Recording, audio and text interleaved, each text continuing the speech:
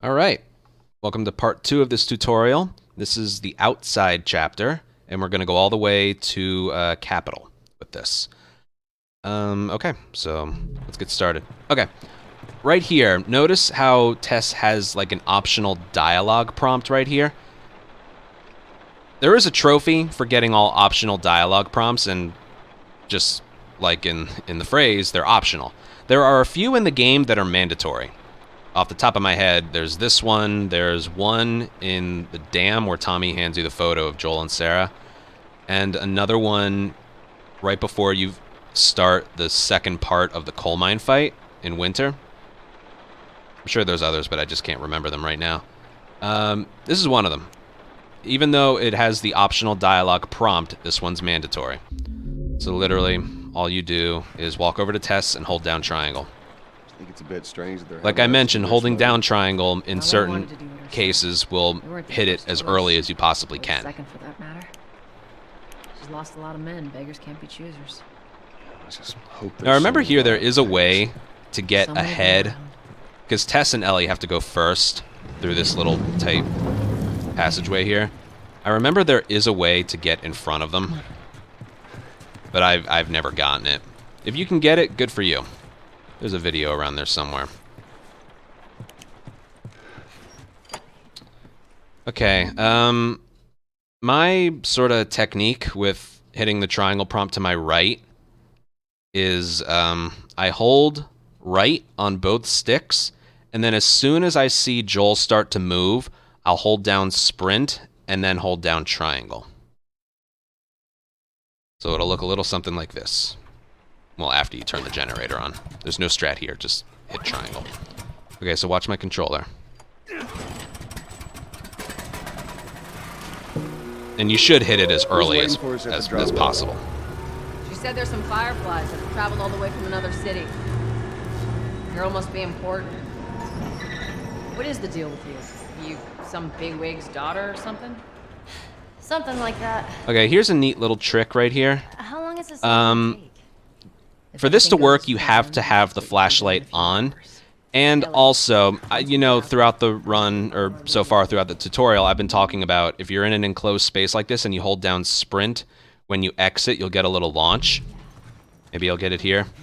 Alright, I didn't. But this is a spot where you actually don't want to get it because it will launch you, like... Check if the coast is clear. Wow, okay. It'll launch you, like, all the way to that wall, and you want to, like...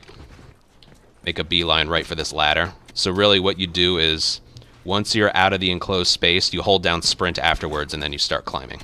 Now the strat for this is, normally you have to climb to the top of the ladder and then hit triangle once you're at the top. But if you start climbing the ladder, hold up on the right stick and then hold down triangle, you'll hit the triangle prompt at the top from the bottom. It appears very briefly. I can only show this once, but it looks a little something like this.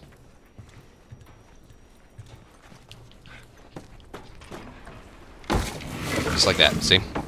And you also have to hold up on the left stick, because you need to climb a little bit.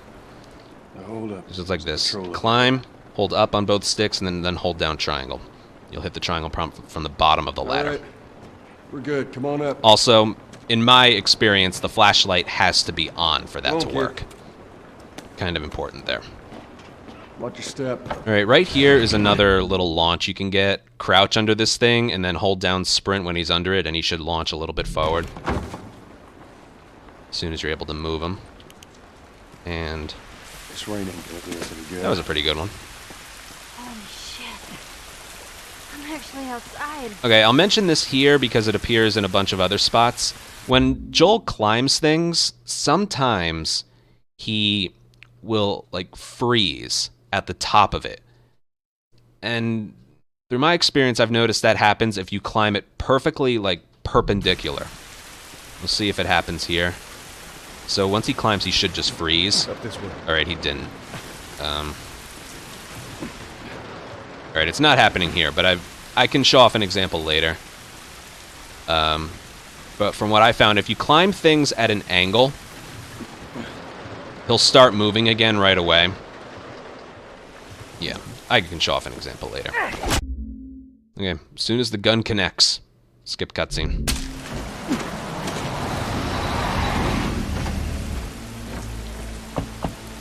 This area is surprisingly easy. You can hold down sprint as you're leaving. Tess kind of blocks you, but that's okay. This should all be pretty self-explanatory. Just sprint, time your crouches, time your sprints. And then once again, if you hold down sprint right here, God damn it. you also get a little launch. Now I'm going to do this once and then break it down. There's a checkpoint here, so it's okay. Okay, I didn't do it right. But I'll show you the next part. That jump is a pain in the ass. It's really like the one thing that can lose you time here. But I want to show this off. If you crouch, wait for that flashlight to go across, and you're fine. He's not going to shoot at you. It's very important to crouch under that crate when the flashlight goes across. This checkpoint should take me back. All right, right here. So that's good. Let me do that all again. So yeah, it turns out you can just go. You're not going to get shot. Now for this jump. There we go. There's that jump, and then the flashlight's going to show up earlier. You want to crouch. When that goes across, you can go again. And then right at the bottom there is a checkpoint. And as you can see, he's not going to, unless you shine the flashlight in his face, he's not, I'm not going to say he's bugged, but he's just kind of, he doesn't really give a shit. Watch. Okay, yeah, he's pretty bugged. I mean, this'll get him. See.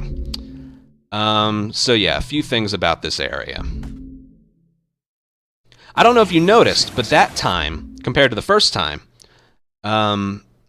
the flashlight that goes across the screen, I'm calling it a flash. Yeah, it's pretty much a flashlight. The flashlight that goes across the screen showed up earlier the second time compared to when I did it the first time. And you want to know the reason why? It's because of this jump right here. This jump is extremely important because it affects what these guys do up here. All right, we're fine here. Ellie, you can't stand there. Jesus. Anyway, this jump right here. Yeah, it's not like I need to be there or anything. It's talking and it distracted me. This jump is important because it affects what these guys do over here with their flashlight. Let me show you an example. So that jump was good. So the flashlight is going to show up early. Now watch what happens if you don't crouch. Yeah, you're dead. See? So crouching behind that thing is very important. I see him. Now watch what happens if I jump. You're fine, you're fine. If I jump, but he doesn't hit the ledge. Watch.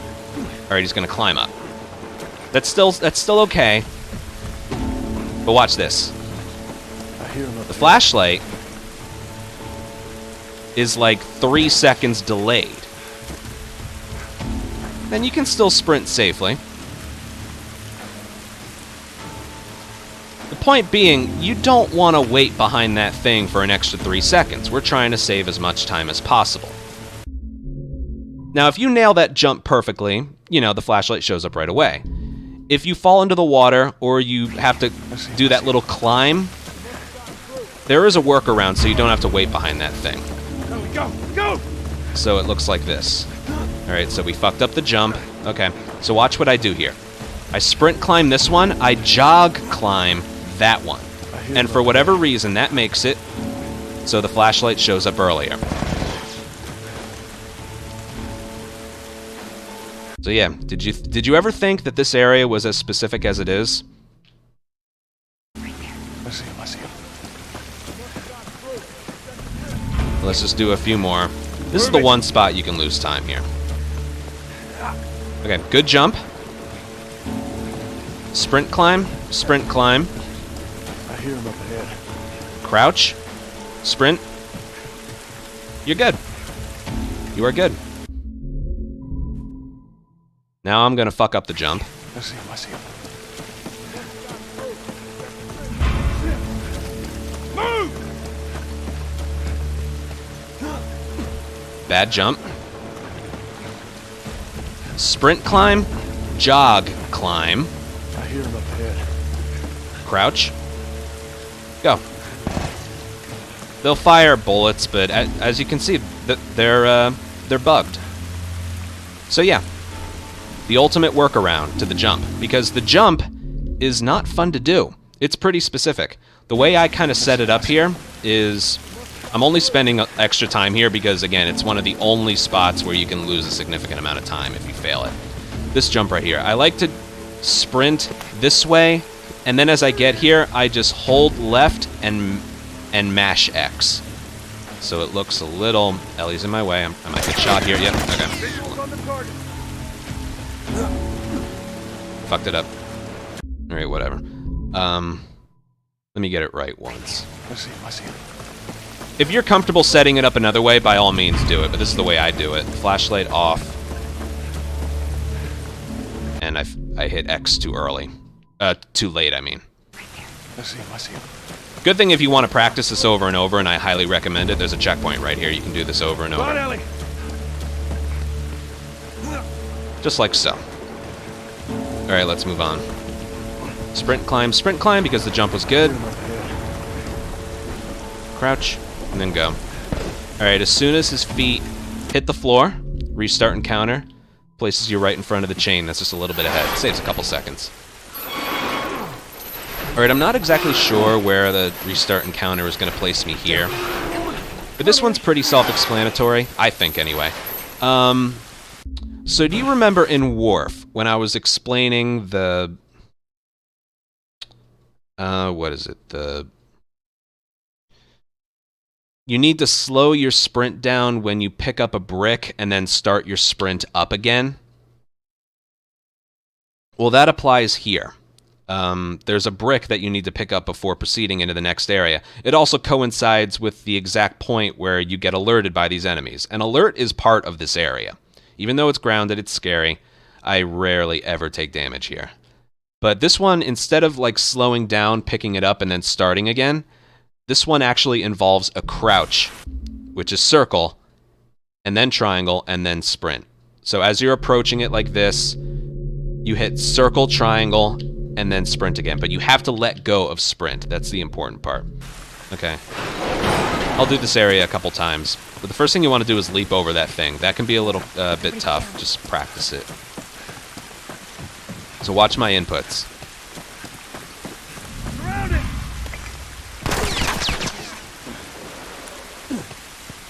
See? And then you just go on. I want to see where this checkpoint takes me. Okay, right here. They might be a little bit further along than if I was doing it from an earlier spot. We'll see what happens.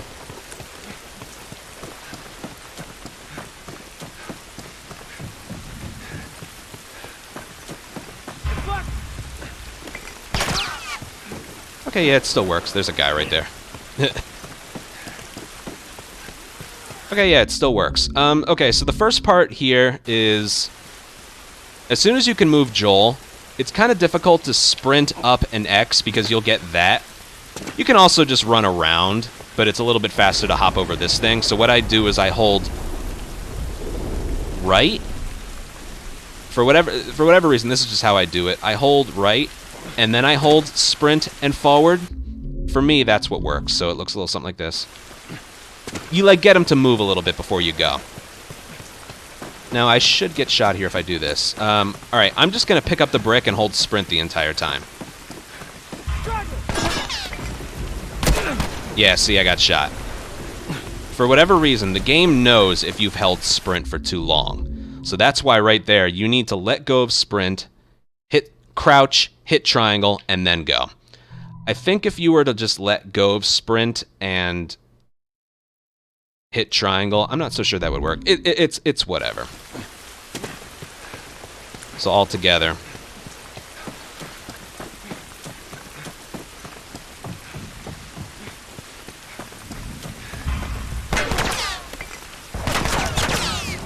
That just kind of breaks up their aim momentum. That's the way I like to describe it. Also, one more thing. As you're approaching that brick, I like to take a wider right turn. You don't need to get that brick because right around here. So if I'm a little bit further to the left, it didn't show it there, but you get alerted just a little bit easier. So what I like to do is take a wider right turn. The alert happens maybe a second later.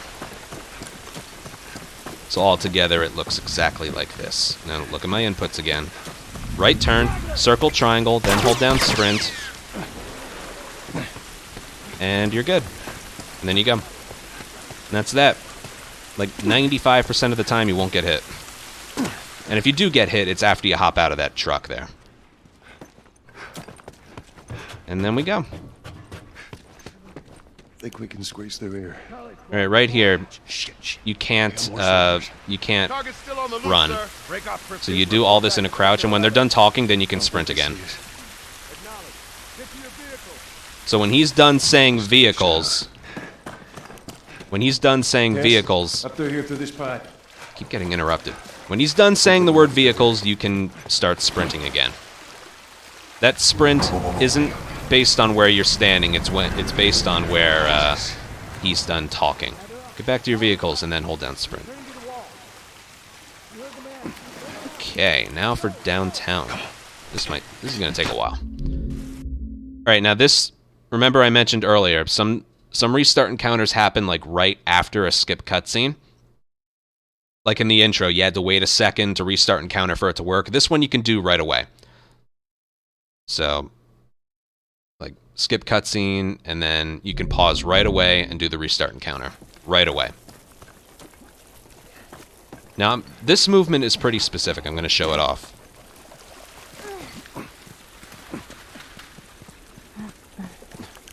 And then you go. Now, there's some things that can happen here. If you don't climb this properly, he's going to do, like, a climb instead of, like, a little step up. Also, if you do this improperly as well, he's going to, like, freeze like that. That's what I was trying to show off. If you don't climb things properly, he's going to climb, and then you can't move him for about a second. It's kind of annoying. Alright, I think. Yeah, we've been here too long. No, there, see? This can add up if this happens, like, every climb that you do. So a way around that is to climb, like, over here, and then do that little step up there. That's why I take a wide turn. For whatever reason, you can do a little quick step up, just like over there on the car. So all together, for the fastest movement, it looks a little something like this. Climb to the right of this car, and mash X so he does a little step up. Just climb up here to the right of Tess, and then take a wide turn so you can do that little step up, and then climb that. As you can see, we get really far ahead of Tess. And I cannot stress this enough, stuff like that adds up over time. It really does. I mean, I only got a 248. At the time I'm recording this, my record is 248.58. You hear that? That's like just under 2 seconds that I snuck under that 1 minute mark. For now. It all adds up. Okay, even right here. Watch this. See how he started moving right away? There's something a bit. I'm focusing on like every single bit of time save. Basically, what I'm saying is, if you climb this thing over here, he doesn't move again for a second. If he climbs it over here, he starts moving right away. We'll see if it happens. Yeah, see that? It's like the crouch version of what I just showed you. So if you climb this over here, he's not moving right away. But if you go over here, he starts moving. Over here. It's all the little things, man. Hey, Tess? You don't need to hit that triangle prompt.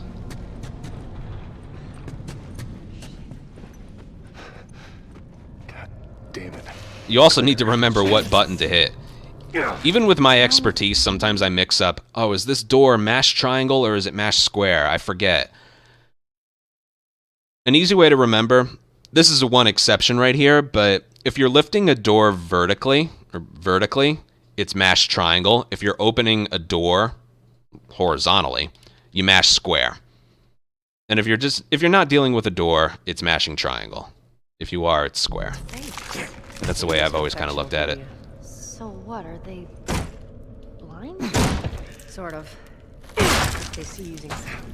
All right, now we're getting our first thing of supplements, but we do it in a pretty specific way, so we like don't lose time with our movement. I want to see where this checkpoints me.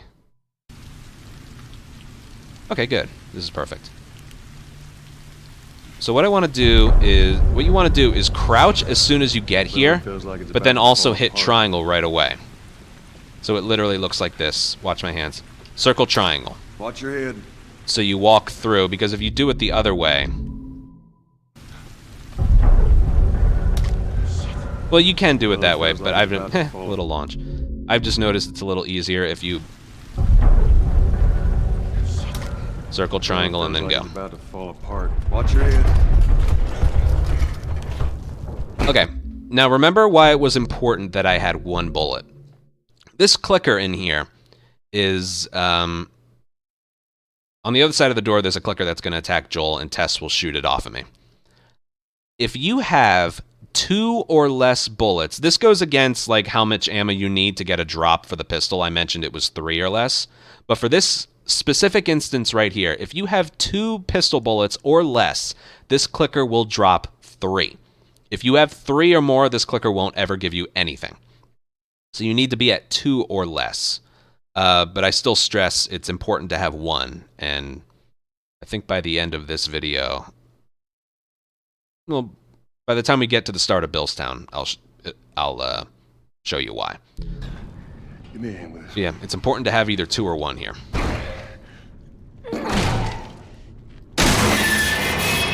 Also, you don't have to hit square. Hitting square doesn't get it off you any faster.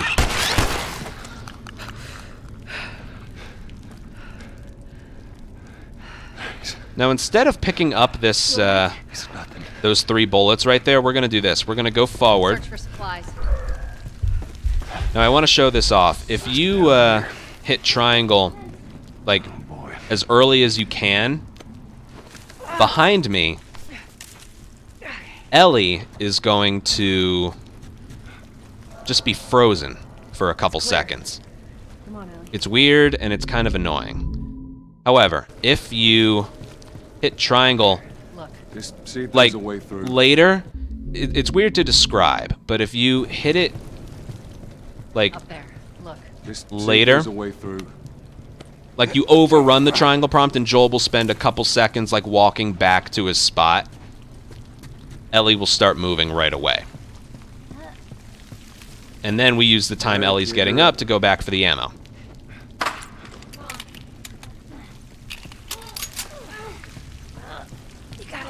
Now, there was 3 there. For whatever reason, I think the restart encounter kind of messed it up, so there was like a drop of 1 and a drop of 2. But yeah, there will always be a drop of 3 as long as you have 2 or less. 100% of the time.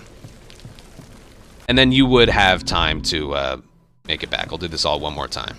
Up there. So you overrun the triangle See if prompt there's and a hit way it through. almost like when you're touching the wall. Joel will spend like a second walking back to his spot. And that makes it so Ellie moves quickly. And then you go back. All right, kid, you're up. There's 3 bullets here. And there's nothing else to pick up.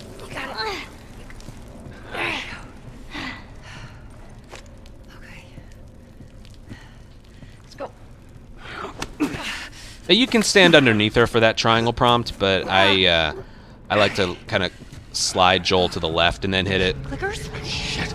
Go. I've noticed more consistency in getting it to happen right away. Okay, so this clicker you can just run past.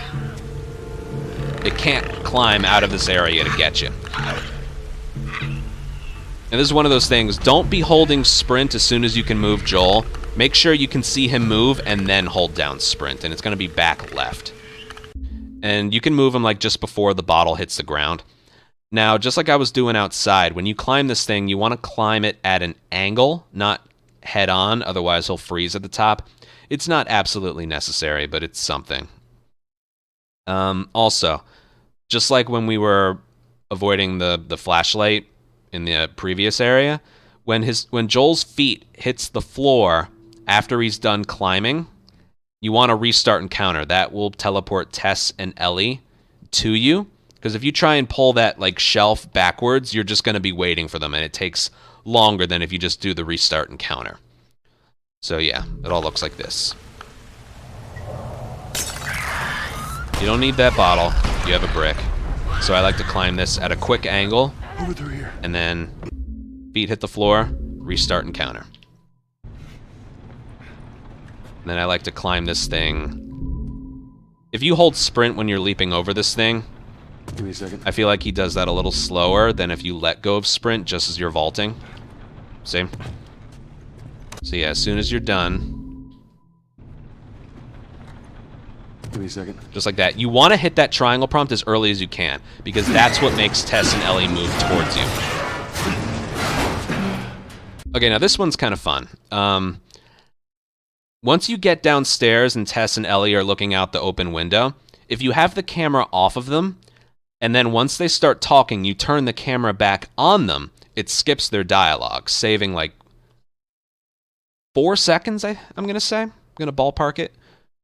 But yeah, and that looks a little something like this. All right. Come on.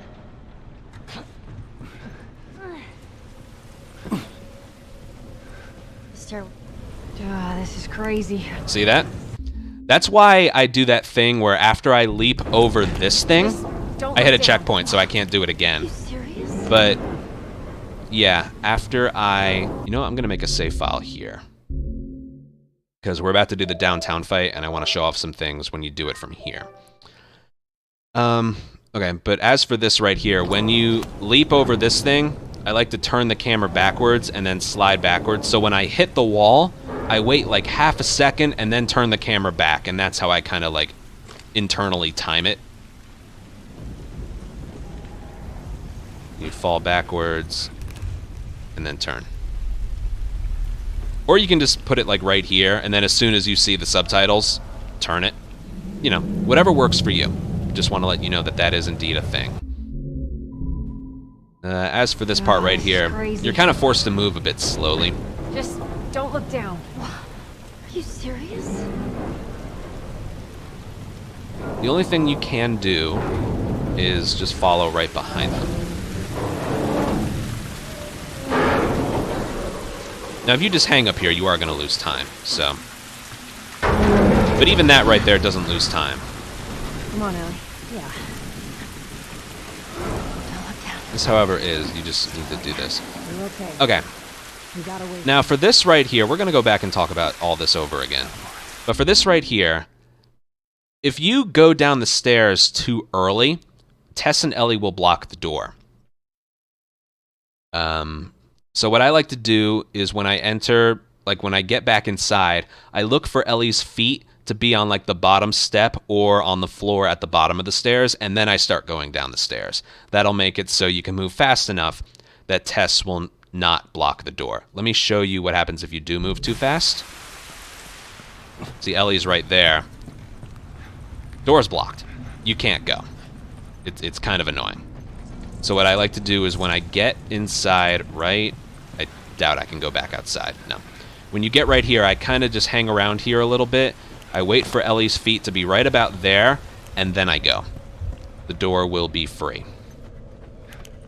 Okay, so before I do the fight, everyone's always like, why don't you ever pick up this revolver? Well, this is why. I have to hold it, okay. This is why.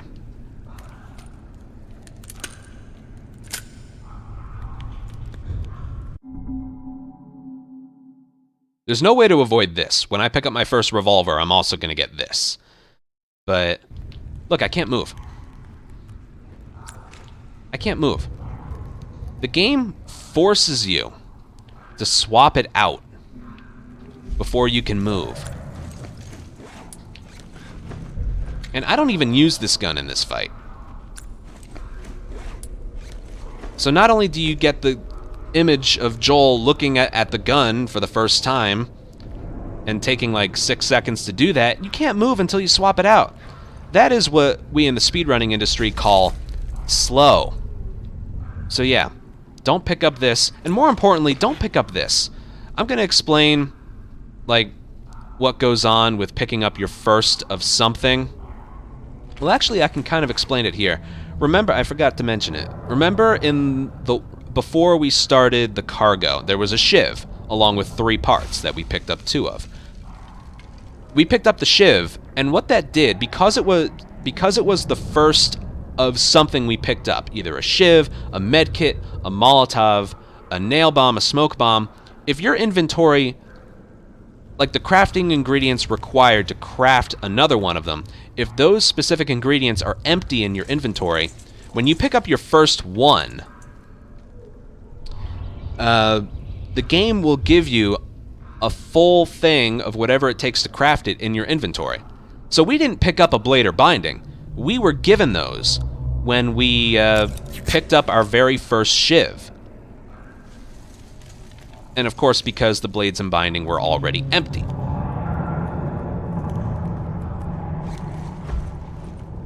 So what we're basically going to do later on, I'll explain it here, we're going to delay getting medkits and wait until we pick up our first Molotov.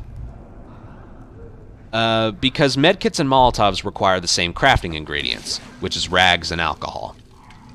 For whatever reason, they both have the exact same crafting ingredient requirements.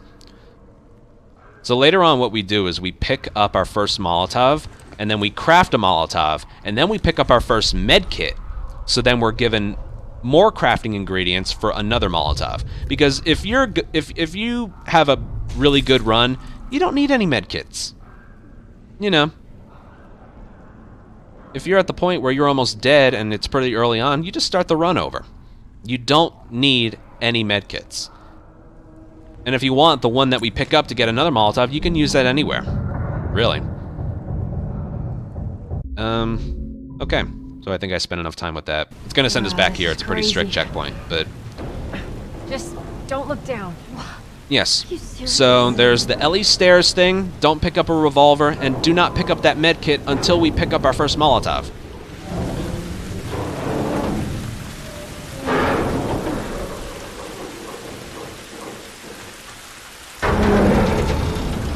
And then I'm just going to do the fight once. Come on, Ellie. Yeah. And I better do it perfectly, otherwise that'll be embarrassing. Don't look down. Just don't look down. You're okay. You gotta wait here. Alright, now I'm going to start going down the stairs as soon as I see Ellie at the bottom. Right there. And the door is free. Just skip those. I like doing this fight with the flashlight on. Let's have a good fight.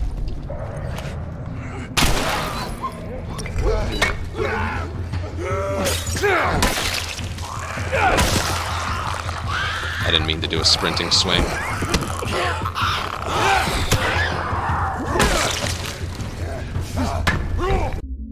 And that was a pretty good fight. Okay, now the one difference doing it from like the top ledge up here versus doing it from a restart encounter is that guy shows up just a little bit earlier.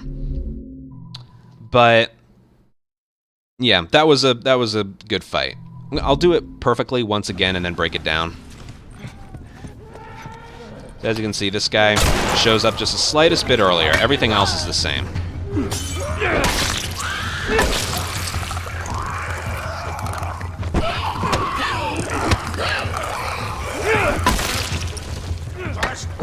Perfect. Okay.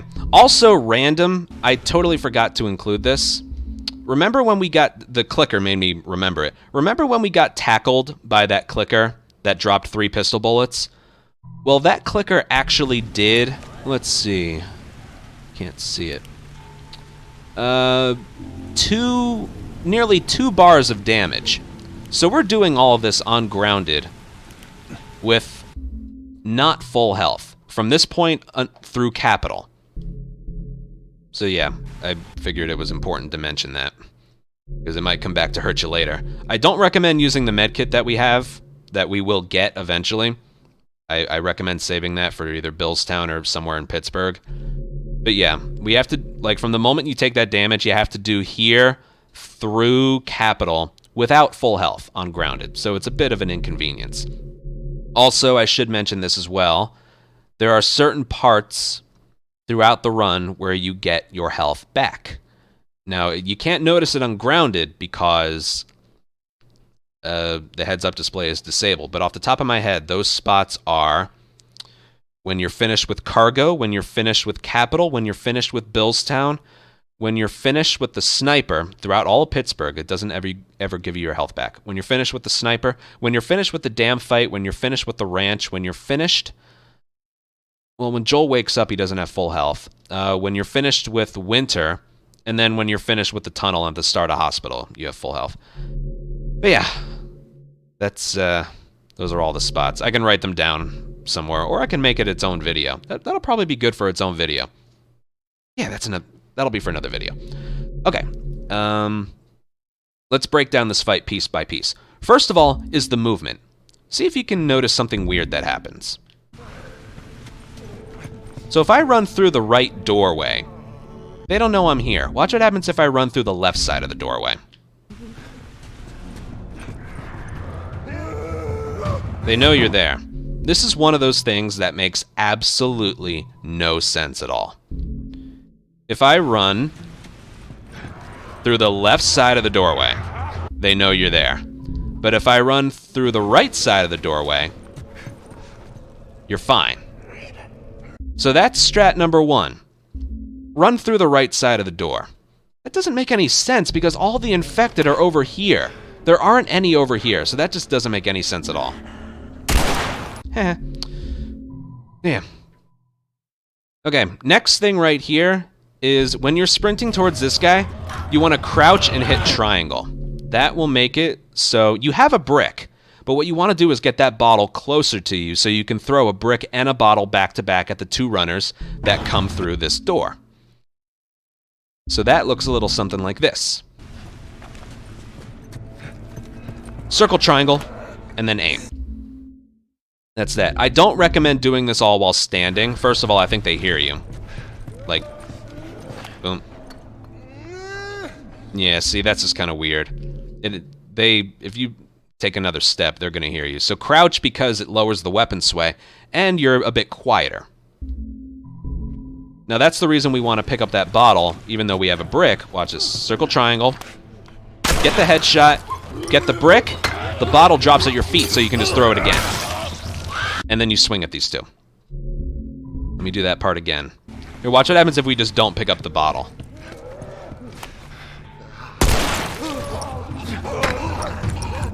Well, what do we do? Do we go back for this? We can, but the other guy's already... He's done away with the stun. Now also watch what happens if we just pick it up right away.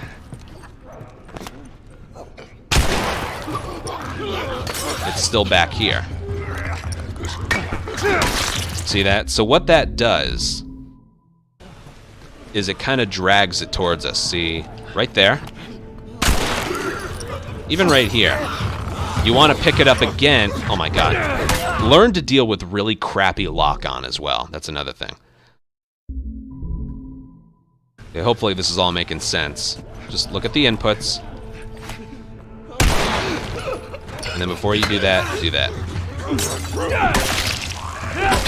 This is also kind of important.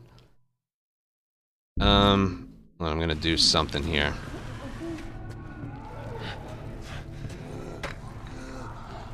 Watch what happens if you hit down. Let's say you don't have anything in your brick or bottle spot in your D-pad inventory.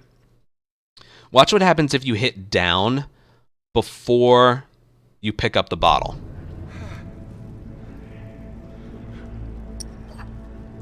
It's not in your hand.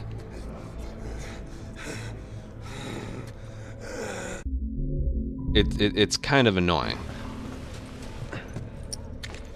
I think this only applies if you don't have anything. But even with this, it works like this. Watch this.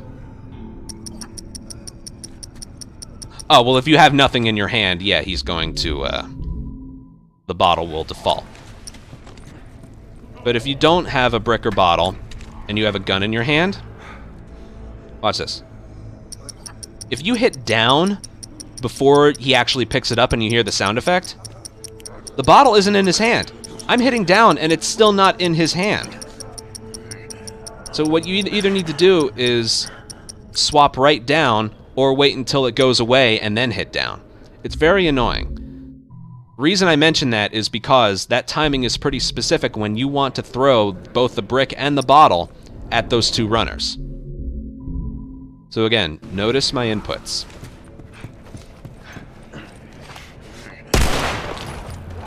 Down, down. Well, you're empty, so you just have to do that timing your down prompt on the first throw. When you do the second throw, you have nothing in your hand, so it'll default to the bottle. Yeah, we're getting there. We're getting there.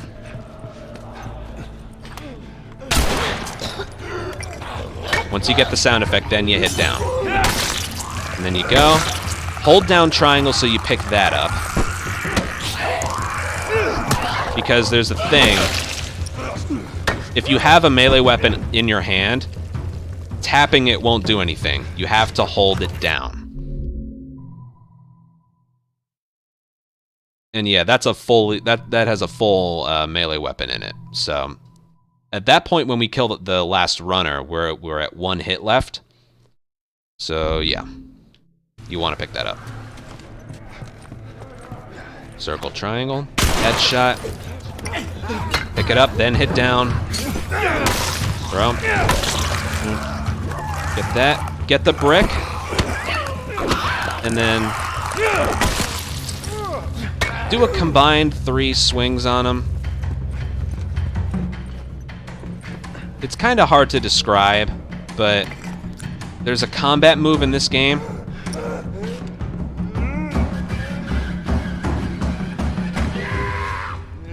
There's a combat move in this game where if you're holding down sprint, you hit a guy, you sprint forward and backwards, you can do that. You just need a little bit of momentum.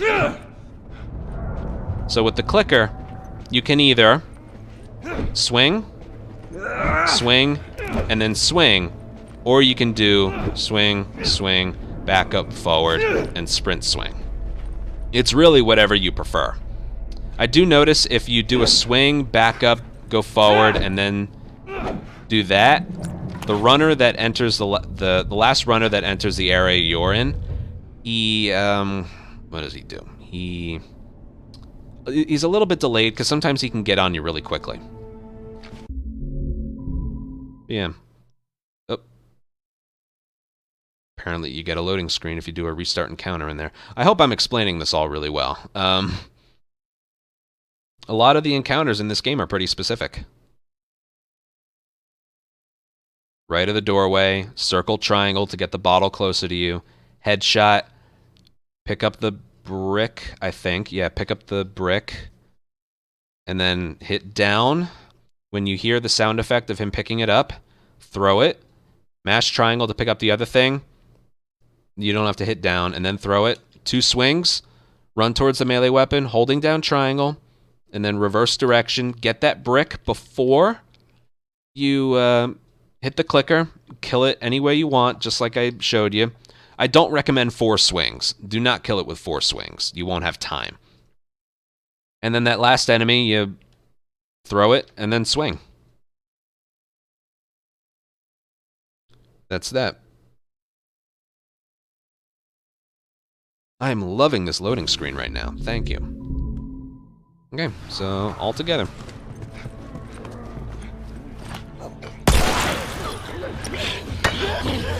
And that's my other point I forgot to mention. If you have time to do a swing like that, do it. Okay, so what happened there was, that was different. And you could tell the clicker wasn't near me when I got the melee weapon and the brick. I don't know if you could hear that one, but the clicker did a screech when I fired the headshot. Normally, what's been happening when I fire the headshot... Listen for the clicker.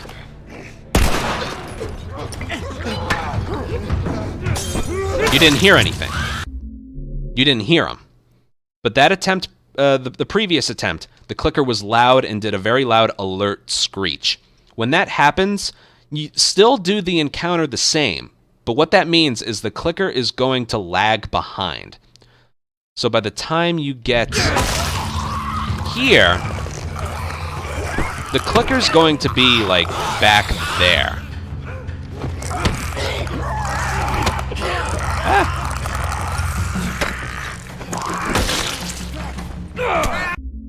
Improv. Yeah, the clicker's going to be like towards those doorways. And that's just something you have to react to. You have to listen. And if the clicker is a little delayed, you have a little bit of wiggle room to actually get a sprinting swing in on your first one. Now, what can happen as a result is the runner gets really on you. So what you do is you do the sprinting swing, back off, throw the brick at the runner, and then do 2 more flat-footed swings on the clicker, and then you kill the runner with 1 swing. I'll see if I can get it to happen again to show you. All right, nothing from the clicker, so it should behave as normal. Oh, he's also delayed a little bit there as well. Hey, but right here, watch. I did that. Okay, that lock on. It's ruined. It's ruined. That would ruin a run right there. I'm actually going to clip that and show you. Okay. Give me 1 second to bring it up. That's something that I can't stress enough just how poorly made this game is with regards to that kind of stuff. Okay, you don't need to hear me talking. Look at the lock-on for the bricks and the bottles. Look at this. I have it in my hand. You can throw it as soon as you hit down on the D-pad. You can throw it right away. Look what it locked onto. That's criminal. I have the camera completely facing him. He's like a third of the... He's taking up like a third of the screen. He's taking up the other 66%. It decided to lock onto him. I think it prioritizes who's closer to you, not who you have it angled towards. But if in an instance like this, if you wanted to hit him with the runner, which you did, you got to turn the camera further. It's so annoying. It's so annoying to try and get this off of the one you don't want it to. You don't want to throw it at. This game's almost magical in the way that if there's 2 enemies next to each other, 10 trillion% of the time it's going to lock onto the one you didn't intend it to. It's horrible. So yeah, I'm just going to do like maybe 3 or 4 downtown fights and see what we get to show you what the game can give you. All right, no screech from the clicker. Boom. Boom. Clicker's right behind me, so... Boom. Boom. Okay, this runner isn't... All right, he's there. Sometimes this runner can be lagging behind, to the point sometimes he even approaches you over there. And also, the last thing I should mention, you have to end this encounter in this area. In this half of the room. There's literally a dividing line right here. You have to end it in this half of the room. If you end it over here, when you restart encounter, you're going to get a loading screen, and it's very annoying. That's kind of part of the strat as well.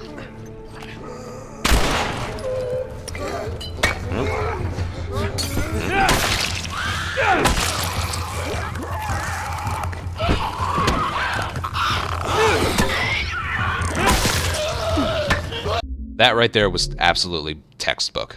You can get a gold in this area if you do that. Just a few more. Alright, there's the clicker screech. So let's see what happens. Alright, he's really lagging behind. I swung too early. But did you see how far away he was? That's not anything you have control over. You're at the mercy of the game when it comes to that.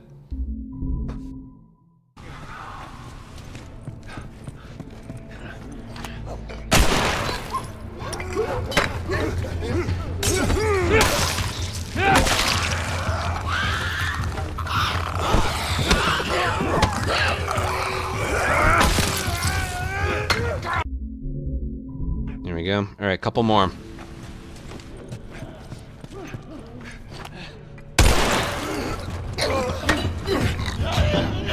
That's another thing I want to mention. Make sure this first guy that you brick yeah. Make sure you move away from him when you go and pick up the bottle that's also at your feet. Otherwise, you're going to put him in a chokehold. It's kind of like the thing I mentioned in the slums.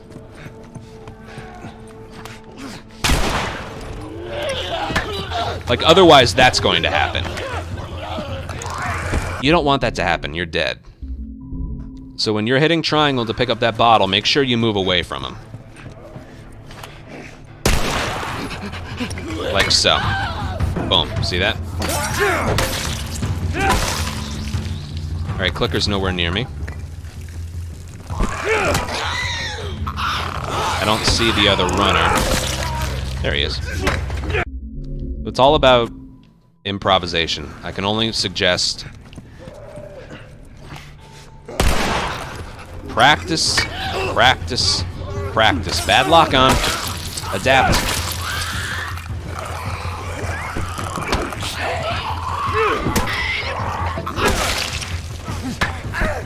All right, now we'll get to later on in the fight. Okay, so there's also a reason I suggest killing this last enemy with a brick and melee weapon swing.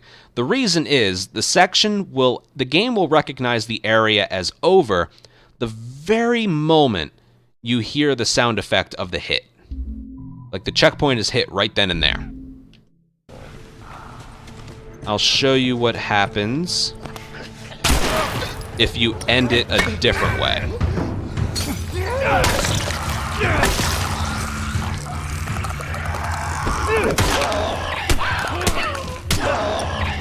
All right, watch this.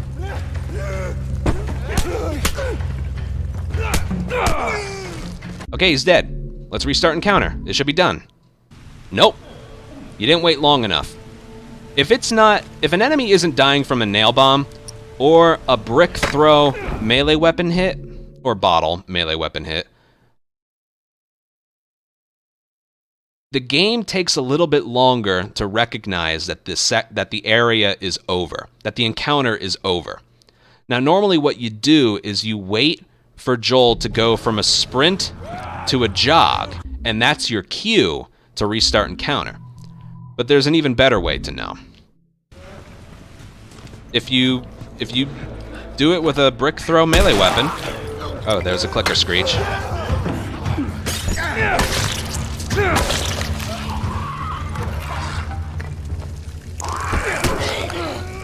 All right, watch this.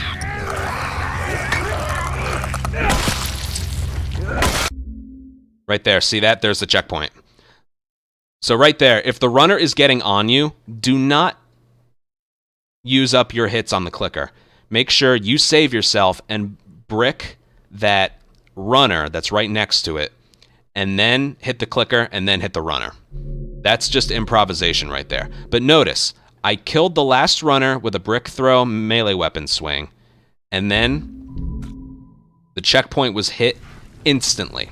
Instantly. So yeah, there's that. Now we're going to go back and do that all from the beginning. However, there's one more thing I need to... Well, I mentioned it, but I'll actually show you. We finished that fight in that one half of the entire area. Let me show you what happens if you finish that fight in a different part of the room. This is crazy. I mentioned you get a loading screen, but I actually want to show you. Don't look down. Are you serious?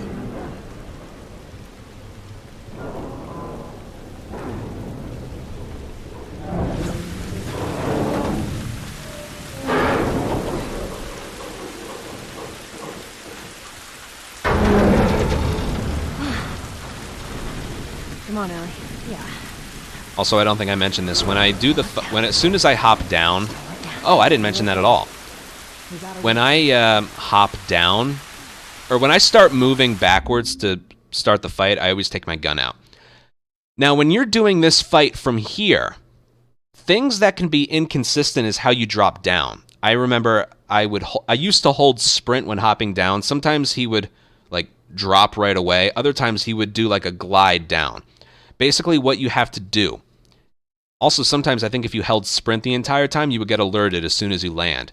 So what you have to do, just as you're about to drop, like I'm holding forward, just as he's about to drop, let go of sprint. And then after he's landed, hold sprint again, and then do the encounter. Yeah. What you can do is do the restart encounter as soon as you land if you want some consistency if you're just starting out. But it is faster to not have to rely on that restart encounter. So a consistent way to do the start of the fight from the hopping down part is let go of sprint right before he hops down, and then you can hold it back down after he's landed. I will show you right here. I almost forgot to mention that. Wait till Ellie hits the bottom and then go. The door will be clear. All right, now watch my inputs.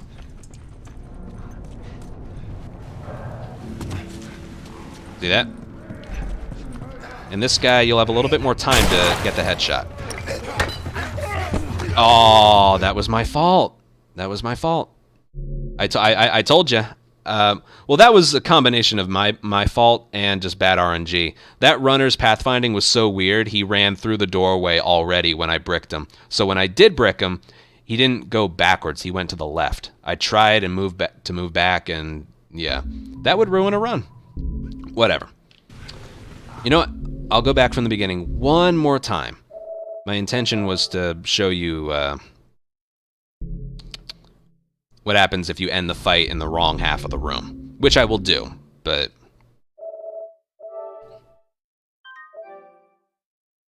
yeah. This is crazy. Just don't look down. Are you serious? Anybody bored yet? Just sharing my expertise.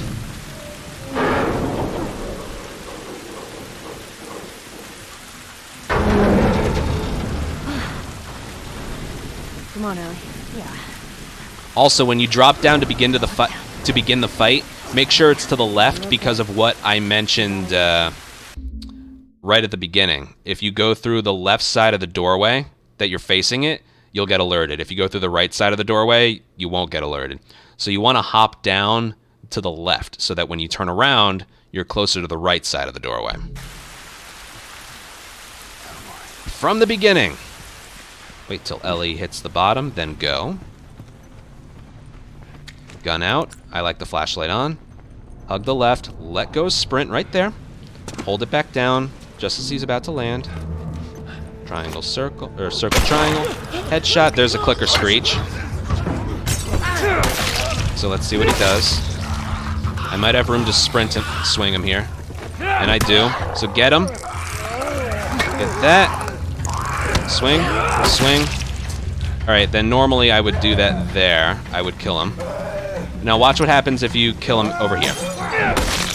There was a bottle throw and a swing. So if I restart and counter, it'll checkpoint me, but watch this. Loading screen. See that?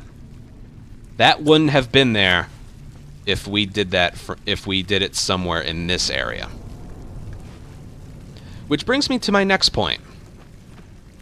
Really quickly, if you want the revolver here, you can get it. I don't need it, but if you pick it up here, you don't have to like manually swap it out. Also, this is kind of important for some things a bit later. Watch this. If I tap triangle to pick this up, you just get it, and then you can swap it out. If you hold it down, it manually replaces it. And that applies to, like, anything that you're holding. Sometimes there are, like, rifles on the ground, that, like, entire rifles that you can pick up. If you're, let's say you're holding your shotgun, and you hold down triangle to pick it up, you'll have the rifle in your hand. I think it goes for, like, any gun, really. But yeah, holding down triangle will manually place it in that holster. I'm trying to think if there's anything else. Yes, this is pretty important. Does anyone remember... Hold on, I'm going to move this. Does anybody remember... I just finished the fight. The melee weapon broke because I used up 4 hits, 3 on the clicker, 1 on the remaining runner. The melee weapon should be broken, but it's on my back. And if you look at the heads-up display, there are no hits in it. This is a bugged melee weapon. And my only theory as to why is because, as you saw, the section is ended instantaneously as you throw a brick and then swing. I think the game recognizes the encounter as over before the game recognizes that your melee weapon is broken. So when you restart encounter to send Tess, Ellie, and yourself up there, that's the main reason for doing the restart encounter, you still have the melee weapon, but it has no hits in it. Now the only way... Watch what happens if I hit square. It, like, teleports to his back. And if you try and swing it, you can't. See that?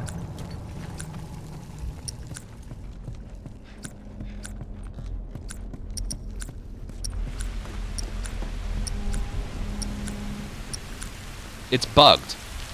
Now, in an encounter, the only way to drop it would be to do a sprinting swing, and if you just swing it air, he'll just drop it. So the game kind of corrects itself there, but you can't get rid of it right now. You would have to sprint and swing, not at an enemy. If you swing it at an enemy, it will count, but it'll just break. If you swing it air and just miss, he'll drop it.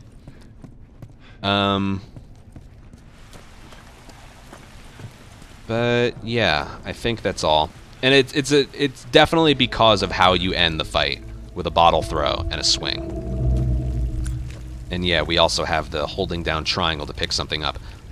Now remember, I mentioned, because we're getting close to the part where, you know, I was really, really imploring, you know, we need 1 pistol bullet leaving the wharf, or slums. 1 pistol bullet leaving slums. We get the 3 over there, and we used 1 here, so now we have 3. Basically what I'm getting at is there's a combination of ammo you need so that... Look at her towering over this guy. I'm sorry, I just need to mention that. She's on top of the world. Anyway. Sorry, I lost my train of thought. When you get to Billstown, there's a clicker that runs into a wire. A nail bomb wire. And if you have a combination of 1 pistol bullet and I believe 5 rifle bullets, the game will... That clicker will drop either 3 pistol bullets or 2 rifle bullets. This is definitely the most obscure strat that we ever found. It wasn't something we were looking for, it was just through trial and error. And just noticing it throughout our attempts. It would happen and we'd just be like, what the hell? How the hell did he drop so much? It's a combination of... It has to do with how much ammo you have when you either enter Billstown or when you get to... when you get to that point in the... Like, approaching that clicker with the nail bomb. The reason I'm mentioning that here is because if you left the slums with 0 bullets, and you had 3, use 1 here, now you have 2... You would have to pick up this revolver, holding it down. I'm pretty sure you would have to do that. Now I'm just thinking about it.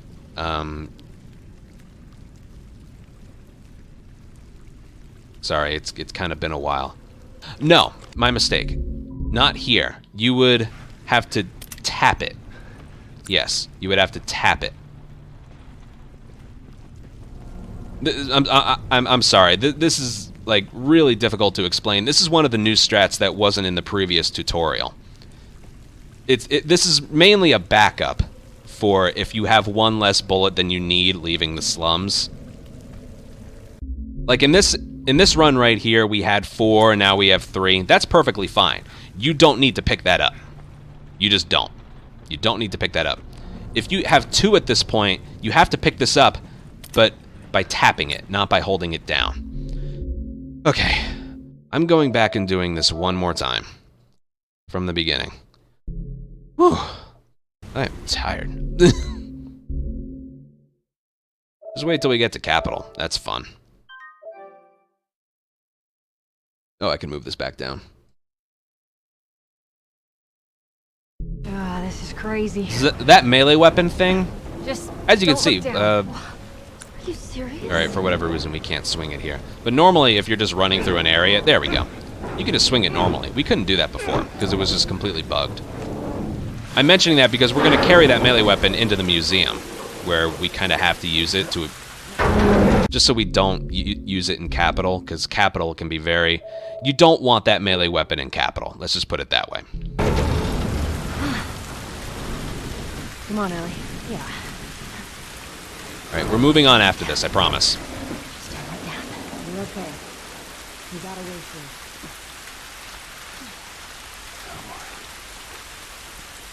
Wait for Ellie to get the bottom. There we go. Flashlight on. Gun out. Don't pick those up. Walk off the left. Hold sprint before he lands. Circle triangle. Headshot. Triangle. Down. Throw. Make sure you lock onto this guy. Boom. Boom. Back up. Swing. This guy, he's gonna be over there. There's nothing you can do about that. It's annoying, I know. But remember, you don't want to finish the fight in that part of the room. You want to do this as soon as you hit him. Boom. No loading screen, and go. That's just something that can happen. Sometimes that runner approaches you, that last runner approaches you from the right, and he's really like slowly moving towards you. I haven't found a way to prevent that from happening. So it's just something you have to put up with occasionally. Yeah. Okay.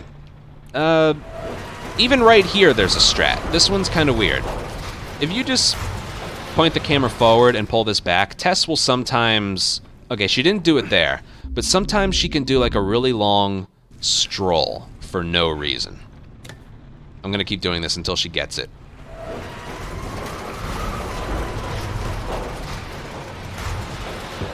She turns around, and sometimes right there, she can do that long stroll.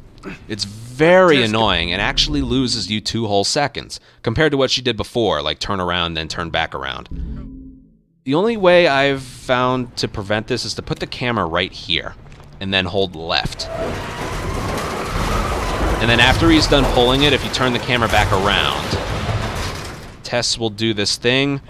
All right, she didn't do it there, but she'll like skip backwards towards the door. It's weird. It has something to do with the camera placement. Maybe like right there.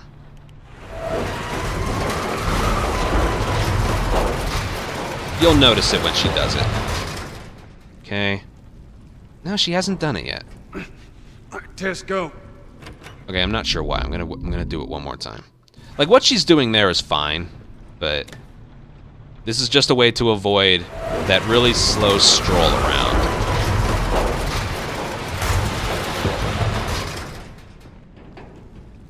There we go. That's kind of what you want. It completely avoids her doing that stroll. As you saw, it was unique compared to the other one. Okay. There's that. Remember, only pick up this revolver by tapping it if you have 2 bullets here instead of 3. Now. My phone's dying. What's next? Okay, remember that thing I was talking to you about inventory manipulation with the Molotov and the medkit? If you if you haven't picked up a med kit yet, Tess right here will give you the supplies to craft your own med kit, but we don't want that because then it will get rid of the med kits going forward. If you don't pick up a med kit, the game is just going to keep placing it in front of you and in front of you and in front of you.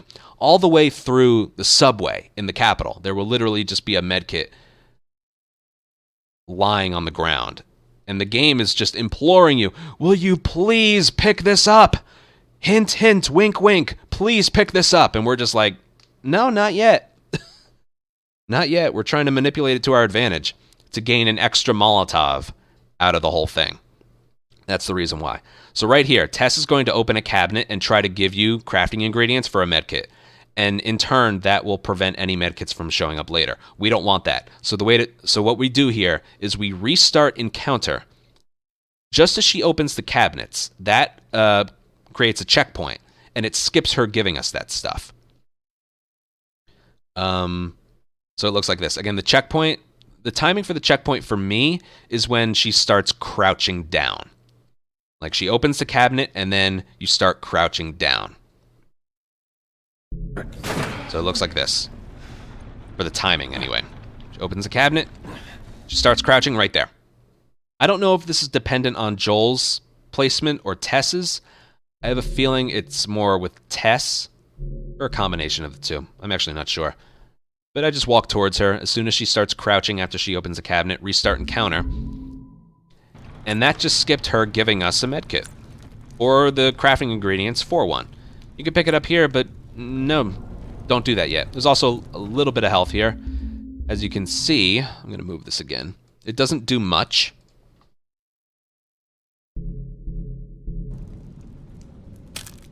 Well, half a bar. That's not too bad, actually. I didn't realize it was that much. Yeah, it fills up half. These add up over time. It's pretty important because capital can be brutal with how much damage you get. You're always getting shot at in that building. So yeah. Okay, now for this part here. We did the restart encounter to skip Tess giving us... You could either go down here.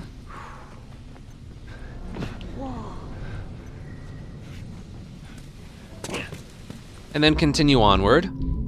Or you can do this.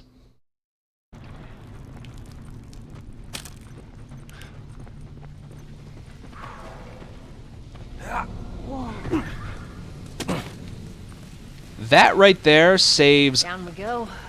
just about 2 seconds. But it is a bit tricky to do. We had a lot of setups for it.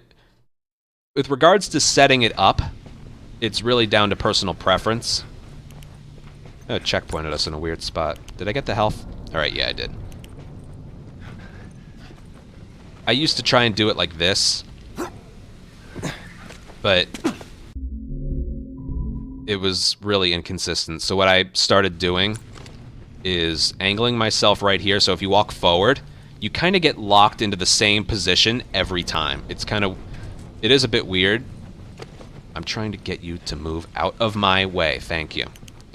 It looks a little like this. You just run forward. You won't fall off, but you get locked into the same position. And then if you hold left and jump, you do that. Because doing it the old way, by like going over here somewhere and then jumping, I cannot even begin to describe to you how many runs I have lost trying to save these 2 freaking seconds. It is very easy to fail this, is what I'm getting at. For whatever reason. Like just trying to get the jump. Boom! Right there. You failed it. I haven't failed it once doing this setup right here. Just kind of go over here, lock yourself in, and then jump. I haven't had that fail. So if you want to try and save those 2 seconds, I'd recommend locking yourself into that corner, holding left, and jumping.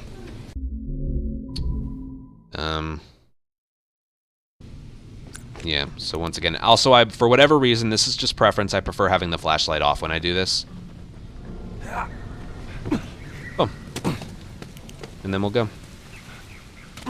We don't need to pick anything up here. You can just keep going. After we get back. Now this movement you'll get over time. Like right there. I like to hold down sprint And you always after bust me he's off. done leaving the enclosed area, and then forward and X to climb. You'll find what works for you with those spots. Okay. Now this area, Tess, down here. it is easy when you know what to do. First of all, I recommend picking up a brick. Before we do that, though, look right here. We have a Molotov and a medkit here. I'm sure, like right now, you're thinking, wow, I've never seen both of them here when I did my casual playthrough or one of my runs or whatever. That's because we never picked up a medkit. We skipped it. I feel like 98% of players or 99% of casual players have never ever seen a medkit here. Because there really is no reason to do the restart encounter up there before. But like I said, what that does is it skips her giving us a medkit. Also, I'm very well aware there is a medkit over here. But what you don't want to pick this one up because... Ooh, fascinating. Interesting. Let me look at it for 6 whole fucking seconds. There's no way to avoid that little tutorial prompt. It happens when you pick up your first one of something. Smoke bomb, nail bomb, Molotov, shiv. Not with guns, but, yeah, with bombs. Anything that you can craft. So yeah, don't pick that one up there. But let me actually show you what skipping that medkit does. Because, remember, these both require the same crafting ingredients. So watch this. We have no rags or alcohol. We're going to pick this up. It's the first one we've ever picked up. And you don't have to spend all day looking at it. Oh, look. We have a full thing of rags and alcohol. We didn't pick up a full thing of rags and alcohol because that was the first Molotov we picked up from the new game file. It gives them to us. If we had a full thing of rags and alcohol, we wouldn't have gotten a full one. It only fills it up if you're empty. Remember that for later, because we do this in Billstown with nail bombs and modded weapons. Anyway, we're gonna craft this. Not here. We don't do that here. I'm just showing you. We craft it. Now we have 2 Molotovs, and we're empty. Let's pick up the medkit. It's the first medkit we ever picked up. Look at that. Because we were empty, it gives us another thing of rags and alcohol to craft. And you have to do it in that order as well. Watch what happens if you do it in another order. Like, say you accidentally pick up the medkit. Like, I'm trying to pick up the Molotov. Oh, I picked up the medkit. Well, I'm not going to craft a medkit. I'll just pick up the Molotov. Well, look what happened. You only have 1 to craft. Because it didn't fill in the extra rags and alcohol because you were already full from the medkit. So look at that. We're short a Molotov. So it has to be in that order. This is inventory manipulation at its finest. It's not a glitch. It's, you know, the game's intention is to give you those things when you're empty, when you're picking them up for the first time. There are, like, fresh Molotovs to pick up later. And it doesn't refill your inventory when you pick it up and you're empty. It's only for the first one. All right, so we can keep going now. And I'll show you where we pick things up and craft them so you don't lose any time. It all looks like this. Get the Molotov, not the medkit, and then just go forward. Because we didn't pick up the medkit, the game's going to keep placing them in front of us going forward. In the museum, in Capitol, in the subway, it's going to keep placing it as long as we never picked up the first one. Once you pick one up, like let's say we picked up the first medkit that was spawned in front of us, like right before a downtown fight, it would despawn these later ones. Okay? But because we skip picking them up, they're always in front of us. The modded weapons in Billstown works exactly the same way, but we'll get there in the next video.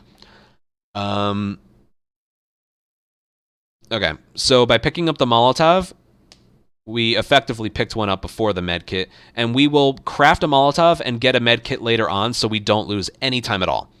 Like, you can, if you want, get that medkit, craft it, then get the Molotov, craft it, and then pick up a medkit right then and there.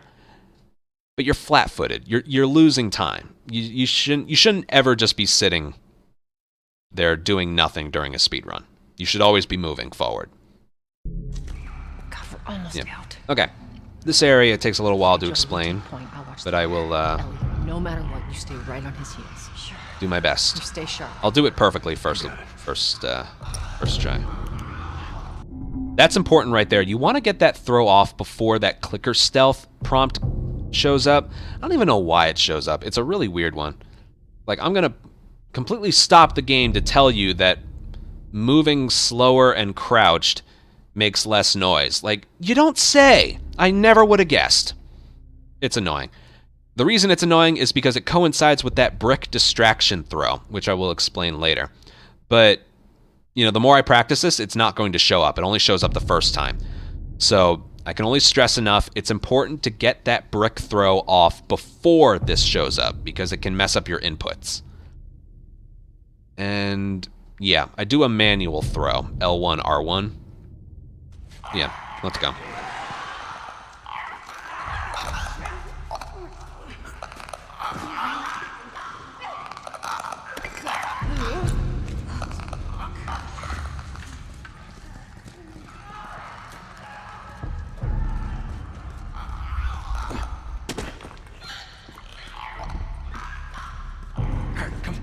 And we're through. Now there's going to be a bit of a slow process because the restart encounter takes us all the way back here. I'm not sure if I mentioned that before, but Grounded, no, I don't think I did. This is a good example to show off. Grounded has way more strict checkpoints. Like if you restart encounter or die, it sends you back here. If you were on a lower difficulty, it would place you right back there with all the enemies spawned in, but they're out of position, so it doesn't really help the tutorial. Molotov in here. Okay. Over there. See it? Now, that was a perfect performance. That strat will work 100% of the time, every time, as long as the brick throw is good. Now, there's probably something that you noticed as I was leaving the area. Again, it's one of those things, I'm sure 98 or 99% of people who played this game before were like, I could have sworn there was a clicker right next to that ladder that you have to pull down and then climb out of. And you're absolutely right. There is supposed to be a clicker there. But we actually did something to prevent it from ever spawning in. First, I'll show you that clicker. You take point, I'll watch the rear. Ellie, no matter what, you stay right on his heels. Sure. Actually, what I'm going to do is I'm going to swap this to easy mode, just so we're not detected. I got it. And I'm not going to do that brick distraction throw, and they shouldn't hear us. I'm just using this as an example.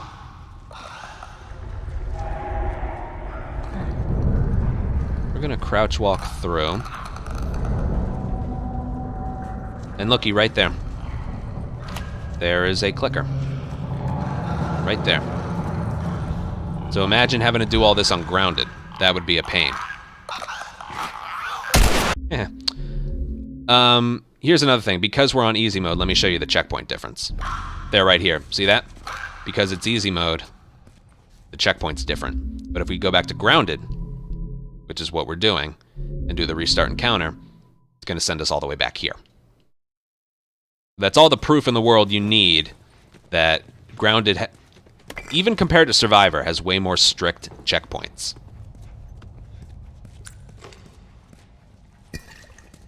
So, how to explain about that clicker? It turns out, Over there. See it? Shit. if you either get alerted or almost get alerted before the halfway point of the area, the clicker, we don't despawn him. We prevent him from spawning in, which are two totally different things. But yeah, we prevent his spawn by almost getting alerted before the halfway point in the area. God, we're almost out. And there's another way to kind of show that off. Okay, Joel, you I'm going to take go point, loud I'll here watch really the rear. early. Ellie, no matter what, you stay right on his heels. Sure. So watch this. You stay sharp. I got it. This is wrong. This is bad. The whole point of this is to show you clicker isn't there. Clicker's not here. He didn't hear us and run forward. He just was never there. So we use that to our advantage here.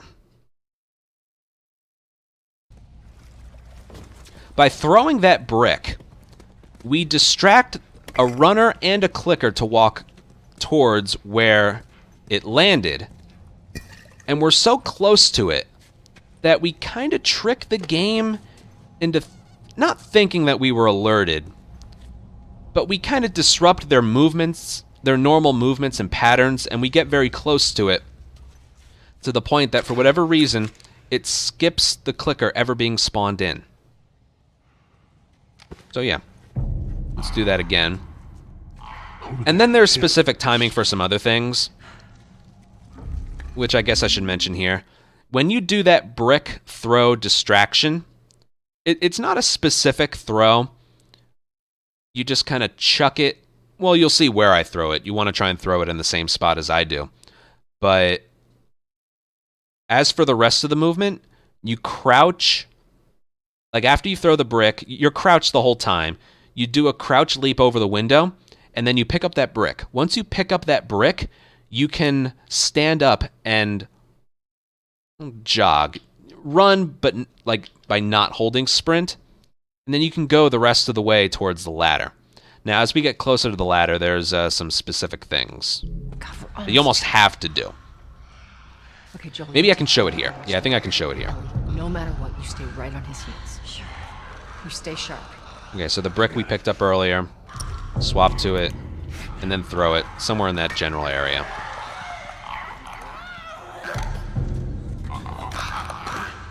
Okay, as soon as you pick it up, and then go. If you want to, you can pick up the health that's there. You don't have to. Yeah. Okay, now as you approach this right here, this is the one spot where you can actually do a sprint leap over the window. Because, as you can see, that right there is slower than that. Now, one more thing. If you approach this ladder from over here, watch what Ellie does. She should do this. Ellie is going to... Okay, I don't think she did. Whatever, I can explain it and then show it to you a couple times later. If you approach this ladder from here, Ellie will, for whatever reason, take cover. She'll literally be like crouched up against right here. And what can happen is she can push Tess behind the ladder, and then you can't climb up this ladder for another 10 seconds. I'm not even a little bit kidding with that timing. You will lose about 10 seconds if Ellie pushes Tess behind the ladder. If you... If you approach this from over here, Ellie will instead take cover over here. It's a small little detail, but it does make a very big difference. Remember, get this brick. If you don't have this brick, there's a bottle like in front of you as soon as you move, but it's really awkward to pick up and throw, so I really don't recommend it. Remember, only get the Molotov. Yeah, the Molotov. Over there. See him? Shit. I could do the easy mode checkpoint, but the clickers aren't in like the right Okay, spots. Joel, you take point. I'll watch the rear.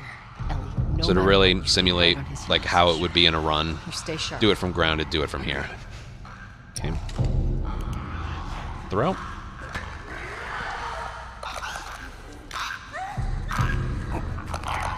I know this looks scary, but you won't get alerted. Triangle, stand up. Pick that up if you want. So then what we're gonna do, sprint leap.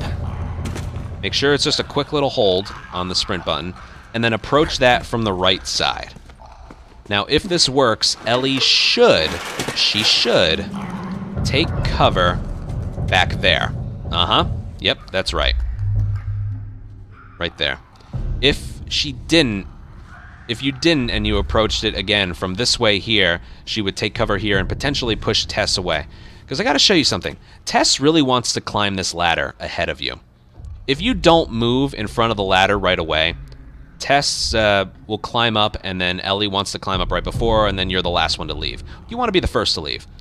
Even right here, you can see she's kind of broken. She's like, I can't handle this not climbing the ladder right now. Look at her. Either that or she's having a form of seizure. I don't know.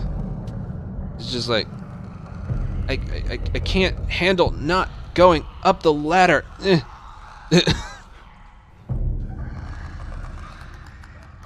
Yeah, basically, the whole point of this is after you drop the ladder down, you want to jog, not holding down sprint, you want to jog in front of the ladder and then craft the Molotov. And then as soon as you're able to move again, you just push her out of the way and then you climb up. If you try, first of all, we need a spot to craft the Molotov before we pick up a med kit, like I explained earlier. But trying to climb ahead of Tess at that ladder is probably one of the most awkward things this game has to offer. If you try and climb up, she will knock you down and she won't move away. What this strat does, like she knocks the ladder down, you move over and just start crafting. And then by the time you're ready to move, you can just push her out of the way. Over there. See him? Shit. One thing I'll do, before I do that, I want to approach the ladder from the left and show you Ellie taking cover behind the wall. If you've seen enough of my speedruns over the years, you've seen how many runs she has ruined trying to I got it. take cover behind the wall instead of, behind the ladder instead of behind us. Again, I know that strat looks scary, but it will work. Okay. As for Ellie, I want to show this off once because it's important. If you approach the ladder over here, because that's more of a direct path, it looks faster. Ellie should... Look at that. See that? Now, it didn't negatively affect us right there, but look where she is. See that? It's way more frustrating. And sometimes it can literally push Tess right here, and then she spends 10 seconds slowly moving her way over here, and you can't climb up. So yeah, there's that. That's why when you approach that ladder, you want to do it from the right. I don't know why, but it makes it so Ellie doesn't go behind the ladder. In turn, pushing Tess behind the ladder. I think that's everything. Over there. I'm pretty sure that's everything. Yeah. So, I can show you what it looks like if you don't craft the Molotov and try to climb up. Point. I'll watch the rear. Ellie, no matter what, you Yeah, I'll stay do right that. at his heels. Sure. This is a tutorial. We're taking our time, man.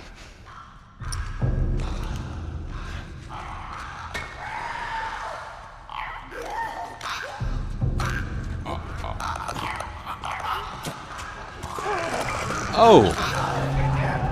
Okay, I'm glad that happened. Better here than in a run. Okay, so my theory as to why that happened is the clicker in front of us, the one that we see vault over to the window to the left, I don't think it moved towards the brick distraction fast enough. So I think it's not that we were too close or we did anything wrong. He didn't move right away. So, yeah. It's something I guess you have to eyeball. I recommend hopping over like as far to the left as you can because there is a clicker right over there. But yeah, if you see him just be a little bit laggy with his movement, maybe wait like half a second before hopping over. Like, you've seen me so far. I've been doing this when trying to hop over. If you see him not moving enough, maybe just stay flat against the window and then climb over instead of doing it from like that, approach it and then like wait there for a second and then go over. I guarantee you that would have prevented the alert there. But yeah, I'm glad that happened. Okay, what was I gonna do next? Try and climb the ladder without crafting the Molotov. There is no down... From the moment you pick up that Molotov right there, there is no downtime at all to craft it before we get our first med kit. Ellie, no matter what, So it makes perfect sense to do it right there, you stay sharp. at the ladder. I got it.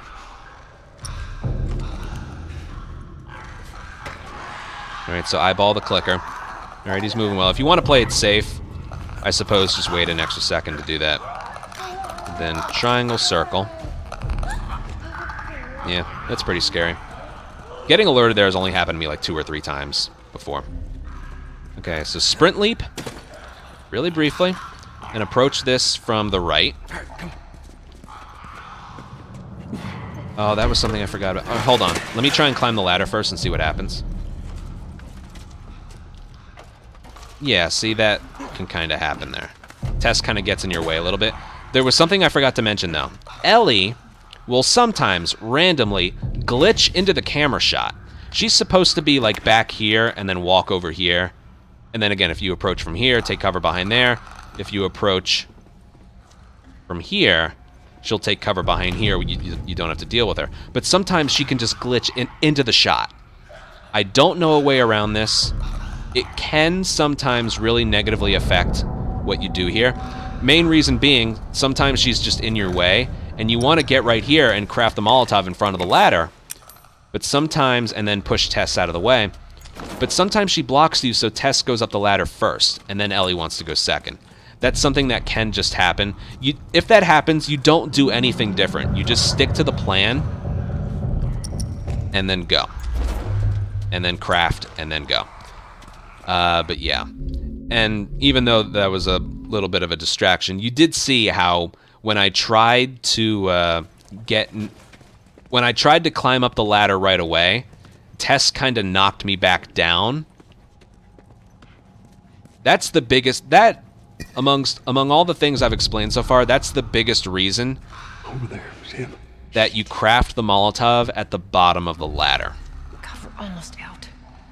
It's so you can climb that ladder without any interruptions, any problems at all. No matter what, you stay And again, you have to craft the Molotov somewhere. You stay sharp. I got it. There isn't any downtime anywhere. Oh, I forgot to pick up the brick. If that happens, there's a bottle right there and you throw it, but yeah, that didn't work. Not surprising. Yeah, there was a bottle right there if you forget it. And then you try and save it, but yep, that was my fault. Pick that up. Gotta pick that up. Alright, we've spent a long time here. I think I've explained everything and shown off everything that can happen. Literally everything that can happen. Shit. So I will continue from here. God, we're almost out. Okay, Joel, you take point. I'll watch the rear. Ellie, no matter what, you stay right on his heels. Sure. You stay sharp. I got it. Make sure that throw doesn't hit anything. Look at the clicker. Is he moving quick? Yes, he is. He should be fine. Yep. Okay. I don't normally pick up that health, so I'm not going to here. Leap. Stay to the right. Ellie is glitched out again. So I'm going to try and craft the Molotov in front of the ladder. See if she blocks me or not. Alright, she didn't. So by the time I move, Tess, we can just push her out of the way. There you go. If Ellie glitches into the shot, just ignore her. And then you want to do, like, right there, you want to angle yourself to the left so you hop down and your momentum takes you this way. Alright, now this is pretty small strat, but you want to climb this so you're holding up left to do those quick climbs right there, because if you, like, mistime it or something, you end up climbing like this and it's a little bit slower. So the way you climb these is hold up left and then up left, just like so. Okay, now for this area. There are 3 runners in that building. They don't spawn in until you climb this next ledge right here. We're going to fire a bullet that distracts them. So all 3 runners come out the right side of the building, and then the left side is free to enter and then bring the crate over to the trucks to escape this area. Now, a long time ago, I found a spot on the ground to fire a bullet so that almost 100% of the time they come out the right side of the building. Now, I need to make clear, it's not where you fire, like where you're aiming. It has to do with where Joel is standing. Doesn't matter where the bullet goes, at your feet, at the sky, at the wall, it doesn't matter. It has to do with where Joel is standing. So a perfect try should look like this. The spot on the ground is like right there. And of course it didn't work. Let me show you how random this is. We get a checkpoint, so it's okay. Watch this. Fired a bullet. Where are they coming from? All three from the right. Okay, let's do this again. Where are they coming from? Oh look, one to the left, two to the right. I could do this all day, you'll get different results. Is that? Three from the right. Okay. Let's see. Three from the right. How about one more time? One from the left, two to the right. You get my point. It's random. But there is a spot on the ground. It maybe didn't work because of Tess and Ellie being right next to me. But the spot on the ground that I'm referring to is right. Hold on. Where we going, Tess? See, we're going over here. Capitol Yes, building it's in right this here. direction. This spot right here. I know it's kind of hard to pick out when you're like up close, but this spot right here. You don't want to be on the curb. They don't come out of the building far enough. You want to be to the left of it, Truck. but you want to be. You don't want to fire it too early because for whatever reason I've noticed that runner comes out the side. But again, you can notice it. That spot right there. You want to be like right about here, a little bit ahead of it, but to the left. So if we approach it from the back here, right about Where we here. going, Tess? Ellie, stay back! Fire and go. They all come out the right side. Here we go. Now what you do here is you angle this crate to the right. The way you get, like right now, they lost sight of us because they all came out the right side. None of them came back into the building, and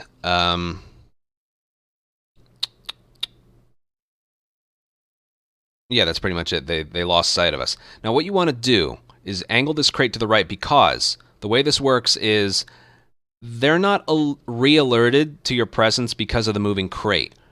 They're based on it's proximity, but it's based on if they can see you.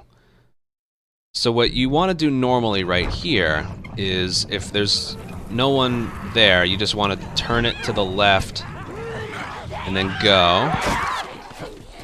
And then you have time.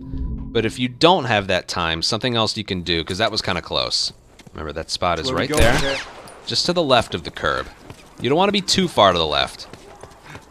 Like too far away from the curb. You want to be like just to the left of the curb at that spot that I mentioned. So if there's a runner right in front of you... Hold on, I'll do it normally again just to show you. Right. And then you climb up. That's what it's supposed to look like. Come on up. Tess, that's not a good idea. Anyway, if the runners are all like over there, you can turn it to the left. The slight right angle on the crate is still necessary for delaying the alert by like maybe another second or so. It's still important, but the turning it to the left right away is fast. But sometimes a runner can drift back towards that hole in the wall It's where we going, Tess? a bit too early. See, it's working now. Here we go. And if that happens, one thing you can do is do this. They won't know you're here for like the longest time because you're ducked behind this thing. See, they don't care about the noise it's making. They don't care that it's moving. They only care about you. Right. So I'll do this a couple more times and then move the crate based on what the game gives me. It's where we going, Tess? Yeah, that's a good spot on the ground to fire from. Here we go. Just to the left of that spot and to the left of the curb. Not too far left, though. Okay, so we're angled to the right. What do we get here? I don't see anyone close to us, so we just move it left. Right here. Now, watch what happens if you're too slow. Yeah, that'll happen. So you want to climb up right away. And one more time. Which way are we going, Tess?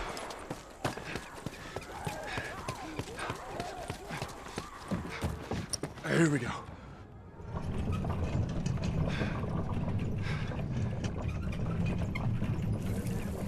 And if you're not feeling safe by the proximity, you can angle it this way. It delays the alert by quite a bit.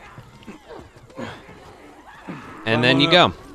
Once you get on the other side, they teleport right there, so it gets rid of any plus signs they have, potentially. Then you just go. If they get a plus sign, yeah, just keep climbing. Okay, you're fine. And then we go. What? I don't hear anything. Okay, double time. So remember, slight right angle on the crate, I know. no matter what, Let's go. to delay any potential alert you might get. Move it straight left if you don't see anyone. Move it to the right and then bring it back around if you see a runner like that's just a little bit too close to you. You got something on your shoe. Gross. Okay, museum. I hate this area, and I will show you.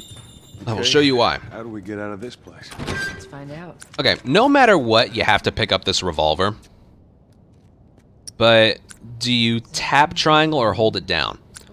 Well, if you only have one pistol bullet, Well, how were you? remember when I was talking about like in the downtown fight, you were supposed to have 3 leaving the fight. Like you had 4 when you started, you used 1, now you have 3. If you do that, you just need to tap triangle to pick up the revolver bullet. If you had 2, or right now you would have 1, you want to hold it down. Because if you have that 1 less pistol bullet I mentioned, that's when you tap triangle to pick up the revolver before continuing. After the downtown fight, there's a revolver there. Either you tap it, no, you would tap to pick it up, and you would only need to do that if you have 1 less pistol bullet than you need. And then right here, you would have to hold it down. So, again, in downtown fight, if you have 1 less pistol bullet, you tap triangle to pick up that revolver, and then you would hold this one down. And I'll show you why later. But we have the appropriate amount of ammo for the sake of this tutorial, so all we need to do right here is hold it down. Or tap it, I'm sorry, tap it. So we still have the pistol in our inventory. Military boarding school. Then we keep going. Now, where's the med kit we're going to pick up? It is right there. And as you can see, before we didn't have any wrenches over our Molotov thing, but now we do. Just like I showed off before, we snuck past runners and clickers in the downtown area. So there's the stuff. We don't need to... We can craft this Molotov whenever we want. There's no more medkits or Molotovs to pick up that will fill up our rags or alcohol. So we can craft this whenever we want in downtime. I like to craft this one after we're done with the Bill's upside down shooting. But yeah, okay, I'm gonna do this once, Watch your head. and then there's a... Where's their checkpoint? Actually, you know what? I'm gonna make a save file here. Because this area can be very weird. The checkpoint places us in a spot where we can't really simulate an actual run. But what I'm gonna do here is we're gonna leave the enclosed space here holding down sprint. That will make Joel have like a running animation. Now that running animation, it's not a jog, it's not a sprint, it's just a run. And then we're going to sprint past a clicker when I notice it like twitching a little. Like the clicker will normally just be walking, and then when you're about to get alerted by it, it gives off like a little pre-warning sign. It goes flat-footed and then just starts like twitching a little. Once he starts doing that, that's when you let go of sprint and then hold it back down. And you literally just sprint past the clickers in this area. Now, as a result of that, there's a runner upstairs in a long hallway that's supposed to be knocking down a door. Because you got alerted so early, sometimes he's going to be like in the middle of that hallway or right on the other side of the door that you open. That's where you use your melee weapon, because like I said, you don't want... Well, there's two things. You don't want to use that glitched out melee weapon in Capital, and you want to have a brick for the last part of the museum here. So yeah, I'll do this once, and then kind of break it down and show you again. I'm alive. I'll make my way around. Look here! Tess? Run! Look like this. All right. Hold it down. Tess. Now he's just running. So when you notice the clicker start to, like, do that, let go, hold it back down, hang to the right side. And now we're going to swing at this runner as soon as we open the door. Oh, man. Oh, look at that. I dropped the melee weapon, like I said. Okay, that wasn't how it was supposed to go at all. I didn't have the camera turned enough. I was supposed to swing that melee weapon at the runner. I've never done that before. I swung it way too early. I was getting aggressive there. Okay, this is why you can't do this from here. Well, I can sort of simulate it based on where he normally is. There, that's kind of the same. I'll show you how up here is supposed to look. So you just have to assume he's going to be there. The reason that guy is so annoying is sometimes, I would say like 20% of the time, he's going to push you against the wall. And on grounded without full health, like I mentioned, it's really, really inconvenient. I have played around with this area so much, so much, and I haven't found a backup strat. I found one for easy mode, but we have enough ammo to do that. We don't have enough ammo here. So, yeah, I'm not even going to show that off. You want to use your melee weapon here. Whether or not it works or not, that's up to the game. That is really just up to the game. Alright, I'll keep going for now. The file I have will take us back to the beginning.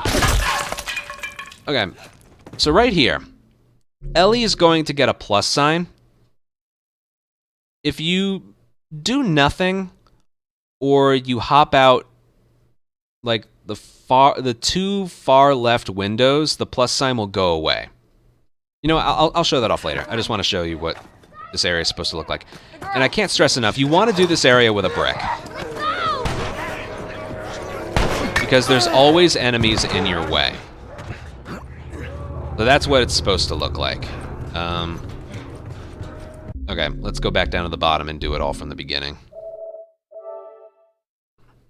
But basically what I'm getting at there, if you hop out the far right window, like early, Ellie's plus sign will fill in. Only by hopping out the other two windows will the plus sign go away. And you don't have enough time to go upstairs and trigger the next cutscene. So that first hallway area is pretty self-explanatory. You hold down sprint, leaving the enclosed area.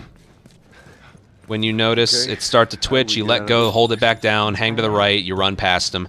You run upstairs. When you round the corner, that's when you swing.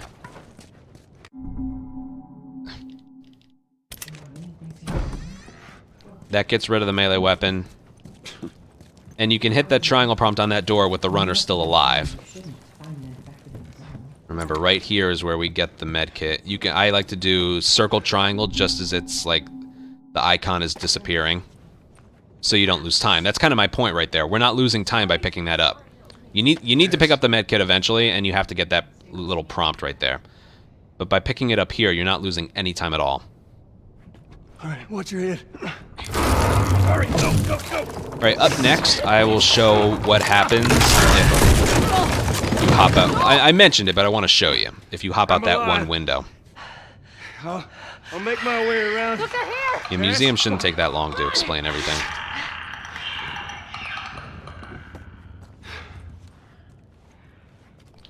Hold down sprint. Notice we're not sprinting, we're just running. Right there. Let go, hold down, hang to the right. If you open that door slowly, you will get caught, so make sure you don't do that. Alright, hold down triangle to open this door, and then and then run around him.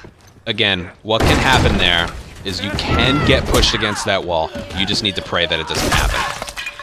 It's very frustrating. Okay, let me show you what happens with the plus sign window thing. Don't pick up any ammo they drop either. And if you hop out this window, Ellie's plus sign will fill in. It's not going away. And for whatever reason, it's specific to that one window. I can't simulate it here, but if you hop out either this window or that window, you're fine. Ow, bitch!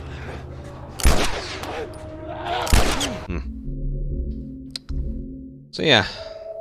Okay, the entirety of museum from the top.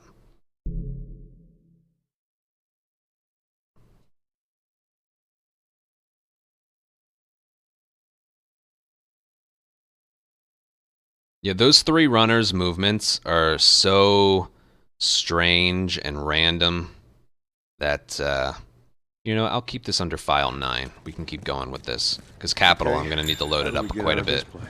Let's find out. Remember, tap triangle, as long as you have the right amount of ammo. Well, that's what she believes. You must have been someone you shouldn't to find me effectively. Yeah. Circle triangle, just as the icon is disappearing. All right, watch your head. Sorry. Yeah, getting past these clickers is easy. Sorry. Hitting that runner in the hallway is random. And having a brick for those upstairs 3 runners I'm is alive. important. If you try and use I'll make my your way fist, around. you can use your fists. But there, I can't tell you the things I've seen with their patterns. It's so weird. Okay. Hold down sprint. We're running. As soon as you see him twitch, let go, hold it back down, hang right. Triangle.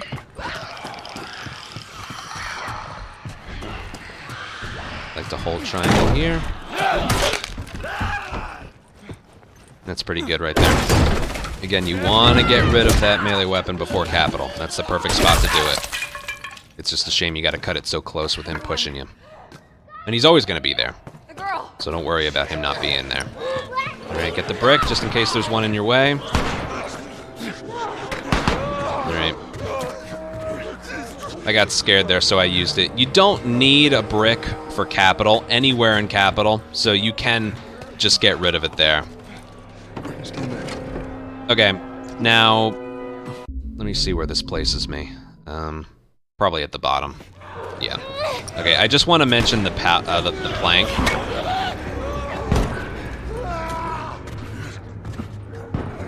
As you can see, it's a little bit different from a restart encounter. Not greatly, but just a little bit. Okay, if you hit this triangle prompt from too low... Stand back. Do you see how much slower he's picking this up? Do you see that? That's even, like... Ugh. Even that's just getting to me. Let's see if the plus sign goes away. Okay, yeah, Tess still gets rid of it. She must be programmed to do that. Anyway. You wanna pick it up, kind of like I mentioned before, sort of like the top middle part. And you can see just how much faster he picks it up. Also, I recommend not having anything in your hands when you pick it up. Just move on past him. Wow, game, you're incredible. I have to do it again, but don't worry, that will absolutely 100% not happen when you're doing it for the first time. First try.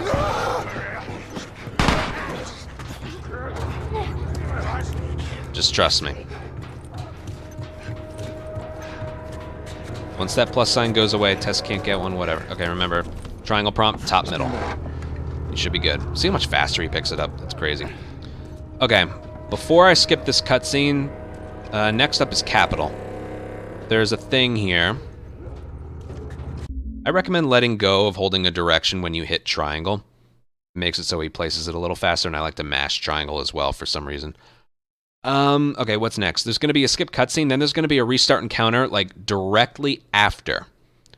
The the cutscene. It's not one you wait for. You do it right after. And what that does is it skips the camera panning to Joel and Tess and Ellie entering the area, and it also, for whatever reason, makes Joel run faster. I'll show you the difference in running animations when we get there, but just trust me, he runs faster. Well, you'll see it. So it looks like this. Good. There we go.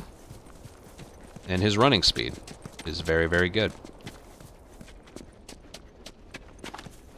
And then you get the dumpster and you move it towards the ledge. Now, look at this in comparison. If you mistime the restart encounter or you just don't do it at all. Even, you can get past him like that, but can you see how much slower he is? He's got his jogging animation, not his running animation. You can't even get around Ellie either. If you go this way, you need to go that way. Normally with the faster running, you can get around to her right. But yeah. That's like a... there's like 2 positives for doing that restart encounter at the beginning. And I like to look back just to make sure they don't despawn. Sometimes they just despawn behind you. Or they fall through the map and then it checkpoints you at the top. Very rare, but it does happen sometimes. Okay, capital. Gotta make sure to make the right save file. I can't swim.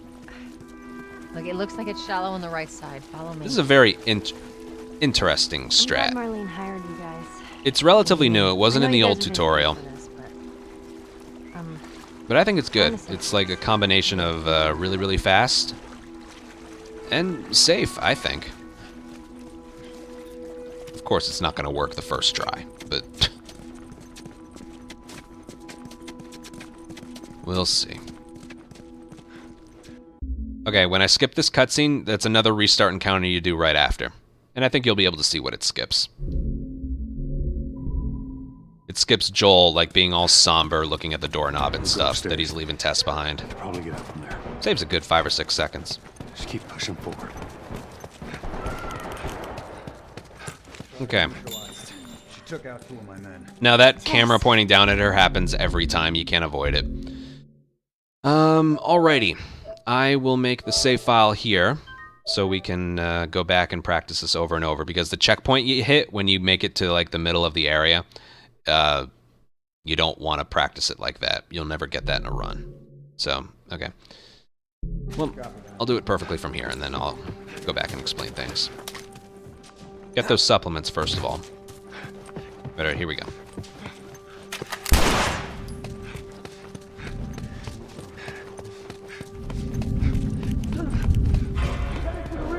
Get down. Perfect.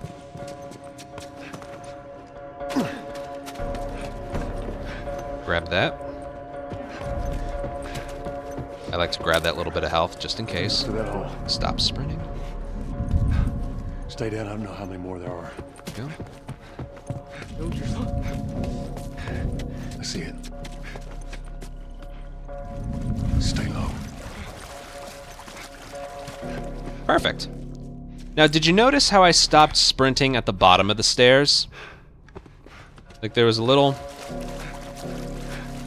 I should be fine here to do that. Why are you balancing on... whatever.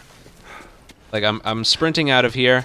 I stopped right about here, jogged this part, and then sprinted the rest. If I had sprinted the whole way, I would have been alerted right away. And you can't make it to the subway without getting shot in your back. And these guys have revolvers.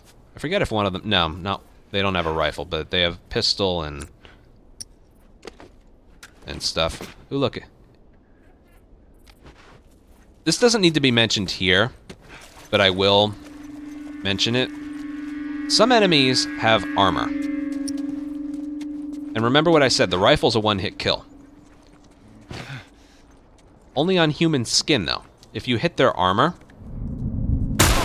it doesn't kill them.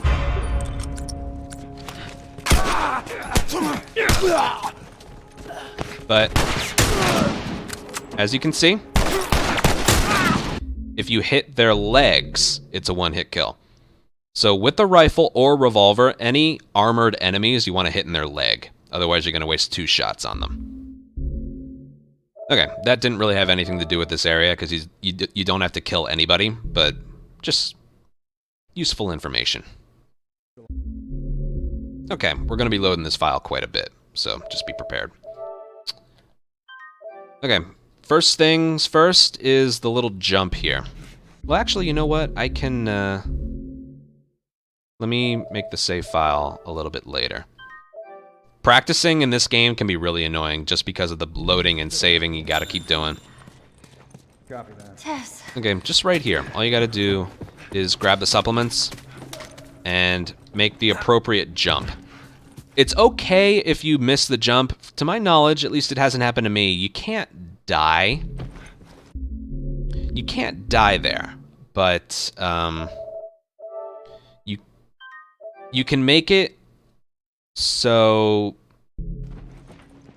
Well, kind of like when I was doing that jump, you can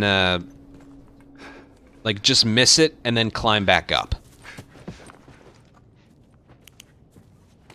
Neither of which actually affect this area, but it's just faster if you... He almost looked like he was going to fall off. I'm sure there's a way to get him to die from here. Whatever, I don't feel like playing around with that. It's faster if you appropriately angle his jump so he lands flat-footed on here. Okay, first trick here really is this. Here's the rifle. Just like before, if you hit triangle, it's quite annoying to see him just doing that. Okay, I'm being told that you can die from there. I've never seen it. Anyway. Again, that's what we in the speedrunning business call slow. So what a way around that is this. It turns out the enemies spawn in when you make it across that invisible line right there. Well, it's not invisible, but when you make it across that line right there, the enemies will spawn in. Now, the game won't allow you to pick up a gun slowly if you're in the middle of an alert phase. I know we can sprint right now, but there aren't any enemies around that can kill them. So once we make it about... And you can use... This is why I recommend having the subtitles on for a run. You can also visually use this. Okay, so when the subtitles show up, that's when they spawn in. So right...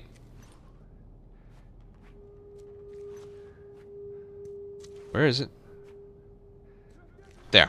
Okay, so it's actually over there. What do we do? But now that they're spawned in, see, they're over there. Joel?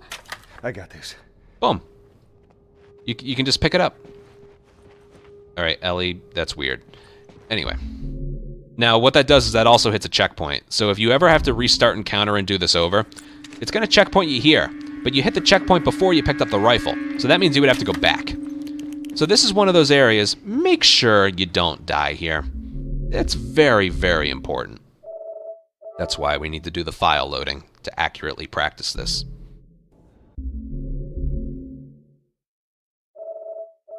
It's annoying. Just put up with it. I know. Anyway. So the strat here, because you've probably seen it, you can pick things up from like really far away. Here, look. Look how far away we are from this. Yeah, we can actually pick that up from here. So we're going to use that range.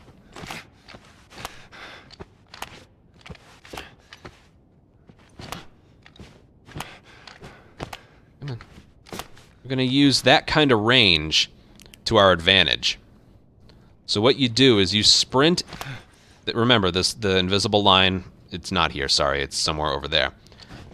This strat can be tricky, but it looks like this. Triangle. You hit triangle as soon as you see the subtitles pop up. Joel? I got this. So it's literally like this, and then triangle. I'm going over there. Again, can be tricky. Make sure the camera's pointed a little bit to the right and a little bit down, because that can affect how long the icon stays up there for. And then, this strat is definitely the weirdest part of this whole area. You want to fire a bullet. What that bullet does, I mean, the enemies are there, so they heard it, but they're not alerted to you for some reason. Most of the time, not every time. But this works like 95% of the time. You fire a bullet right after you pick up the rifle, and that freezes them in place. They all spawn in different places, and they like approach the area from where they spawn in, which is really far back. By firing a bullet, you freeze them in place so they don't all run into the room. And then, well, let's only go that far. So it looks like this.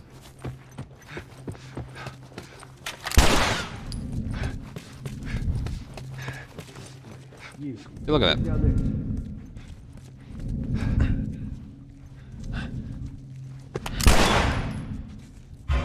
Now, if I fire another bullet, they heard that. But notice how they don't hear the bullet the first time. It's a good strat. Now I'm going to show you what the strat used to be and why I hate it so much.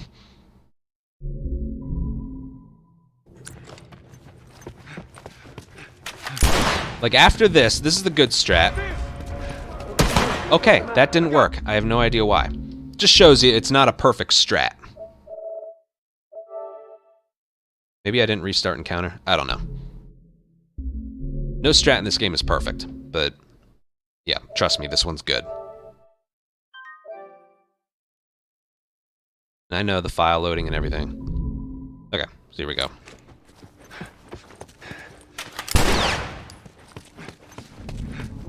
This is what the strat used to be. I would literally, like, do that, and that did work right there. But it's really, really brutal.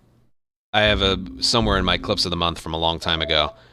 I literally died right then and there because I got hit by those two guys, each firing a bullet at the same time. That strat, even though it's the fastest way, it's not consistent at all. So I found out something else. If you shine the flashlight on an enemy... See, there's two enemies down that hallway. The first guy, he's a little bit calmer. The guy really far back to the right, he will fire a bullet at you, whether you're visible or not, as soon as you get alerted.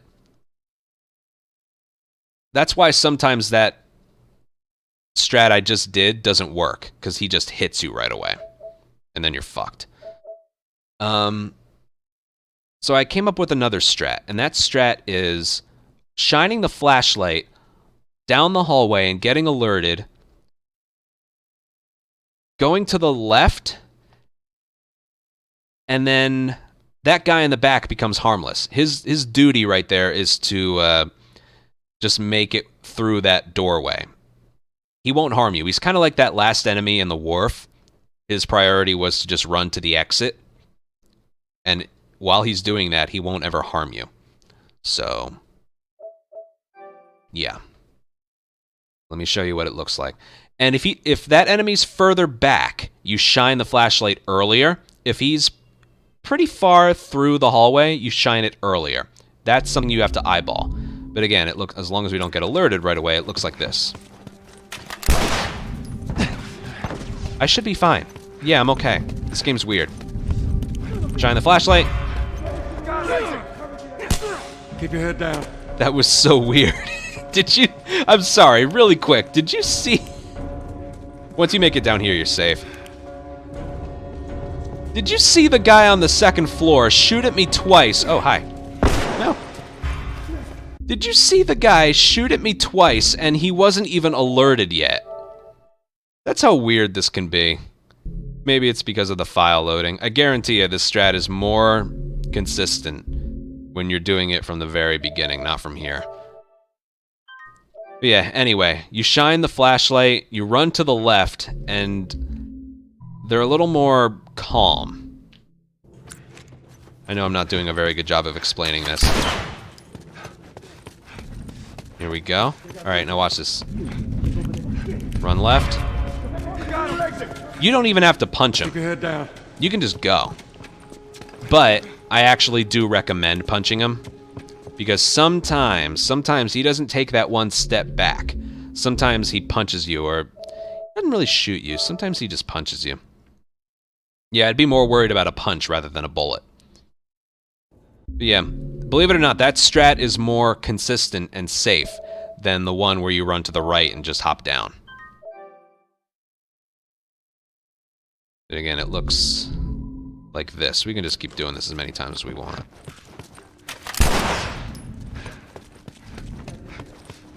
Ready? Shine. As you can see, punching them versus just running into them, there's not much of a difference. So that's that. Next is coming over here, grabbing this. Now, one thing that can go wrong is if you sprint for too long. Watch this. See that? I sprinted for too long in the doorway. Where does it checkpoint me? You don't want to do that. So when you're approaching that second doorway, make sure you let go of sprint and then crouch. I think it's... No, because it's grounded, it's going to place you back up here. Easy mode, it would place you on the bottom. Grounded, it places you all the way back here. This is the one spot in the run you really, really, really do not want to die. Okay? Yeah, putting those things together so far. And then we'll work on the bottom floor.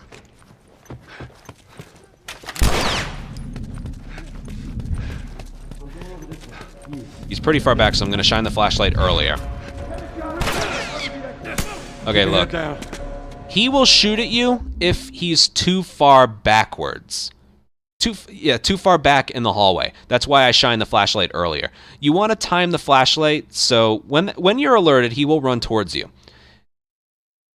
If you notice he's closer to the doorway, shine it later. If he's much further back, shine it earlier. Yeah, if he's closer to you, shine it later. If he's far away from you, shine it earlier. There, I could have shined it a bit earlier. And because of how random he can be, I like to throw a punch at him. But like I showed before, you don't have to. Practice, practice, practice. See what the game can give you. Okay. So, I like to pick up this health right here just because. So, let go of sprint and crouch. Now, what you have to do is look at what that one guy is doing in the back. The one directly ahead of me. This guy. He is walking towards me. That means I crouch, I sprint towards him, and then I crouch again. And the right side is clear. Now, something else that can happen is this enemy can come into this room. And what happens then... What happens then is, the right side isn't clear anymore, so you have to go down the middle. But what you do is you throw a punch at the guy and then run past him. It works a bit better if he's further into the room. But yeah, there's two different things of RNG that can happen down there. One guy walks towards you, or that guy walks in the room to the right. If he walks towards you, you go in the room to the right, then run out the back. If he goes in the room to the right, you don't go in that room, you crouch behind a crate, wait for the second guy to be walking towards you, which he will, and then you throw a punch at him and just run. And then you have to crouch behind some things as you're leaving, but yeah, sorry, we have to do this from here. Because of the crappy checkpoints. Oh, he's really far back. Keep your head down. Yeah, see? That was so unlucky, I don't even know what to make of that. He was so far back. I don't even know if I could have saved that. I guess a way to make it so he's further... It works a bit better if he's closer to you, as you can see by that. That happened because he was so far back. I don't mind showing off something bad happening, because if it can happen to me, it can happen to you. He was way too far back. A way to, limit the damage or limit the potential of that happening again is to fire the bullet just a tiny bit later. Kind of like this.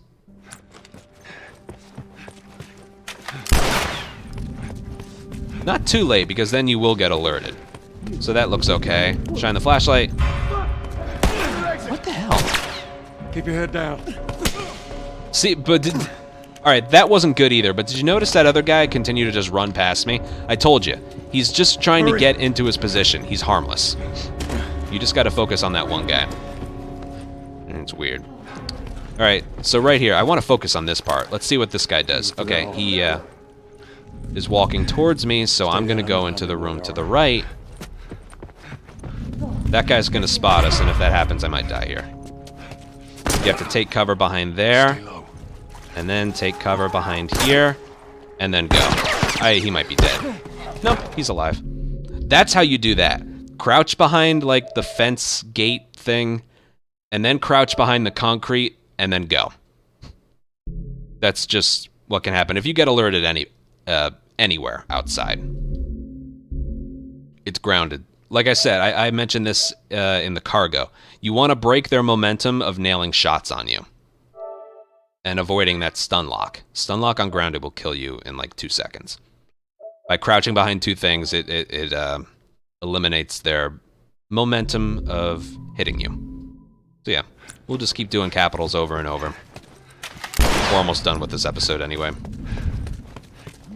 Okay, let's see what we get here. This guy's been a little uncooperative. Keep your head down. Okay, I don't know what they're doing, so that's kind of like why I like throwing a punch at that guy, because he's a bit random. I'm not doing a very good job of selling that strat is safer, but trust me, it is.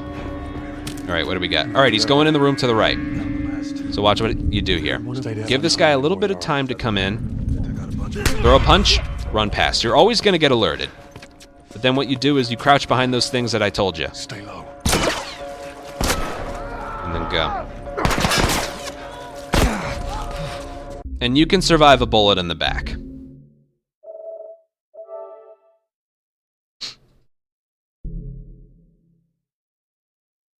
Yeah, when you go in the room to the right and you get that RNG, there is a good chance that you won't get alerted. Well, I did it the first time. I didn't get alerted at all. And then I had to stop sprinting at the bottom of the stairs, then start up again when I hit the water, just like I did the first time. So it can happen. Yeah, let's see what another batch of capital gets us. Oh, he's really far back. Ooh, did you see that work? That was nice. I really slowed down there for him. Okay. Get that. Get that. What are we getting? Alright, he's coming towards us. So crouch, sprint, crouch. How many more there are? Then go again. Are we getting alerted? There's the... I see it. Alright, watch what happens if we sprint the whole way.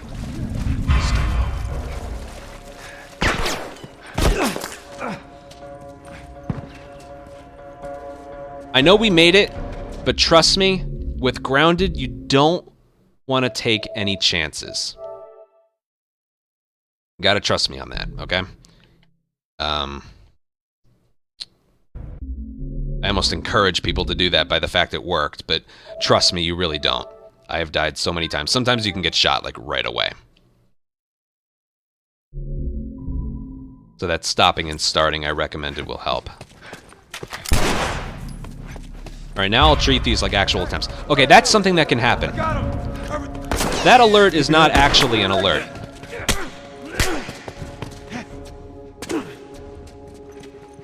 Okay, that was strange, and I kind of forgot that that could happen. That alert right there was not an actual alert. Sometimes it can be a false alert. You heard the chime, you heard everything. I should have been alerted, but I wasn't. I eventually did. There's another one. How do I describe it? Well, like I described, it's like a false alert. Where even though it was there, the enemies were still kind of doing nothing. I got, like... Get out of here. Oh, fuck. I ended up getting, like, real alerted because there was an enemy to my left that was too close to me. But that initial alert sound was not an actual alert. Sometimes the game can trick you. You have to, like, stay true to the strat. Don't let the game distract you, basically, is what I'm getting at. Because it tries. It tries. But yeah, I forgot to mention, that's also something that can happen as well. Sometimes there's an enemy that is in that doorway there. Sometimes he's supposed to chill in there, but sometimes he comes out here after you fire the bullet. If that happens, I'm sorry, that's bad RNG. You're really fucked. I recommend, like, crouch walking through or something. I don't have a backup strat for it. Luckily, it's very rare. Very rare. Let's keep going.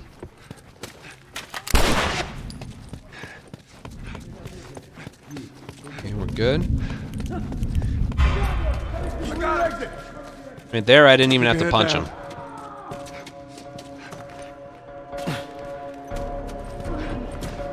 Rag. Alright, let's see what RNG we get here. Remember, there's only 2. He's walking to the right. Okay. Stop. Give this guy time to walk forward.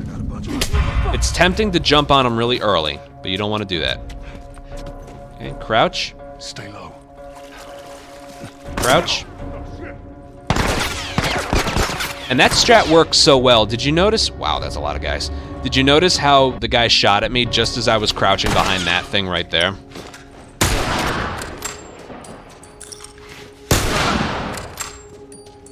Who wants some?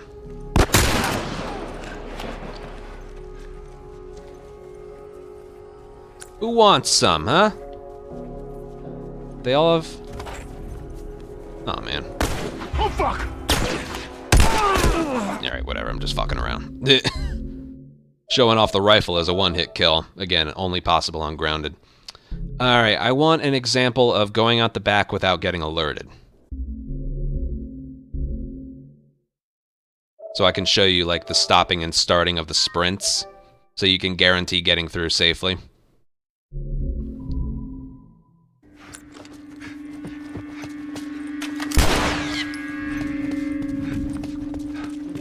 It's pretty far back. I'll do it early. And right there is why I like throwing the punch sometimes. Just eyeball it. Depends how you're feeling. Punch him or not. The rag.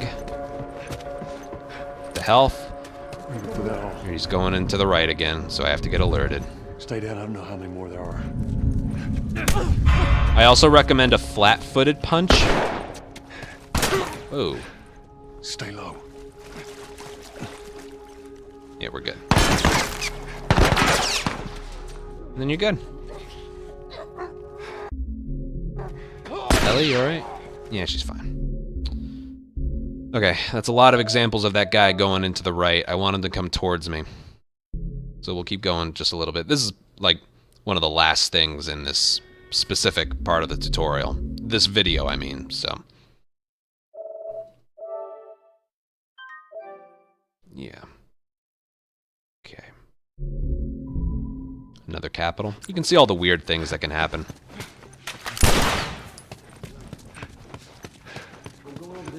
That's pretty far back, so early. Keep your head down.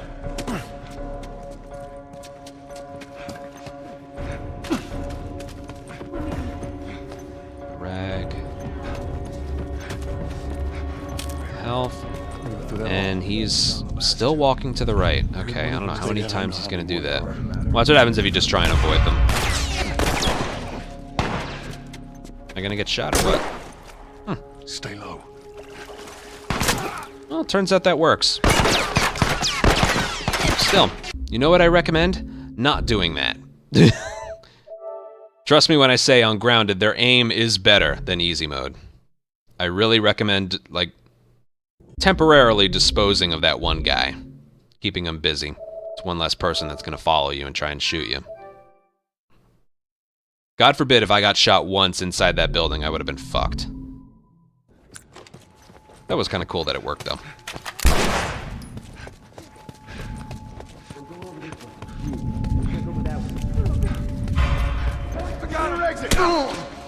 Keep your head down. Here we go. Ellie got a plus sign. That's funny. Don't hit all 3. Through that hole. Alright, here he comes. Stay down. I don't know how many more there are. Now, am I gonna get alerted here? Nope. Okay. Stop sprinting. Start sprinting. Stay low. And as you can see, that completely prevented an alert. Just like before, if I had sprinted the whole way, I would have gotten alerted right away, and then I would have been shot in my back, like right here, or even earlier. Remember, I got lucky that one time. But yes, the stopping and the starting completely prevents an alert, and on grounded, oh my god, I cannot stress enough. You really do not want to die here, because if you do, remember, restart encounter doesn't take you back to before the rifle, it takes you back to after, and not having the rifle picked up. So then the backup strat here would be, I have one. I think there's another, but didn't even work. I'm fucked. It would be putting him in a chokehold and then walking him into that hallway. So yeah. Okay, I've shown off just about everything that I know about this area. So we'll move on to the subway. There's not much in the subway. It's just leaping past 2 enemies, running, and then some inventory stuff and some pallet movement. Yeah, let's get a good capital and then move on.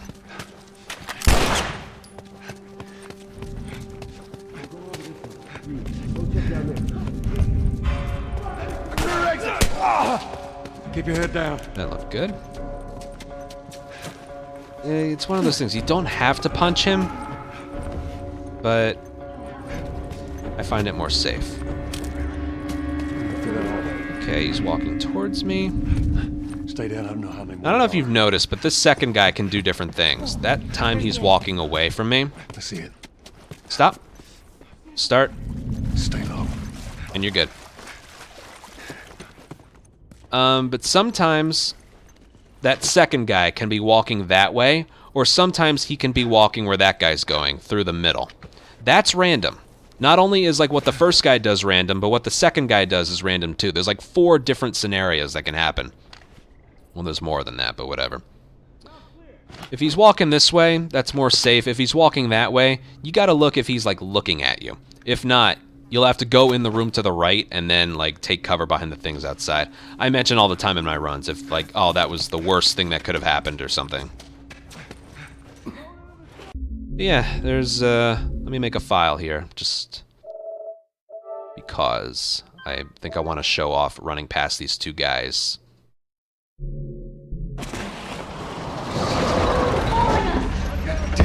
Yeah, nothing special here, just run away.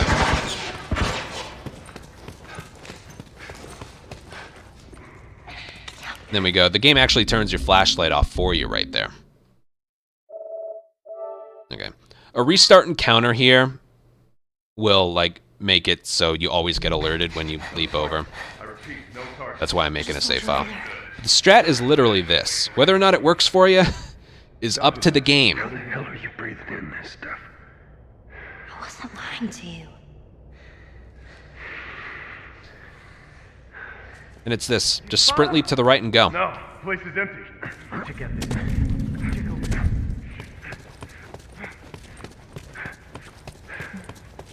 Now sometimes you can just get alerted, like halfway through running, either right at the beginning or like halfway.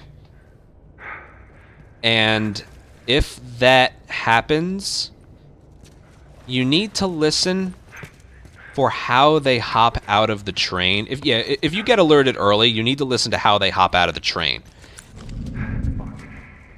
If you hear him hop out this way, you want to run this way.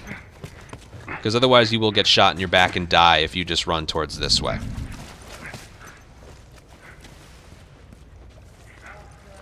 Subway entrance. The tunnel's clear, no sign of target.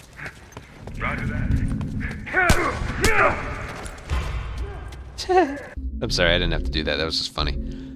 But yeah. What I did running, sprint leaping over that crate. Oh, okay, that's a checkpoint. Hold on. Let me make another one just in case I want to show you. I don't think I'm going to be able to get this to happen. It's only something I can show you. Stay low. But yeah, doing that sprint leap over the right and then running down that long passageway, that's the way to do it. If you get alerted early or in the middle, you have to switch it up a little bit. And that's when you have to listen to them. If you hear one of the guys hop out of the train car to the right, run to the left of the beams, like the big beams in the middle. If you don't hear them at all, you can just keep going.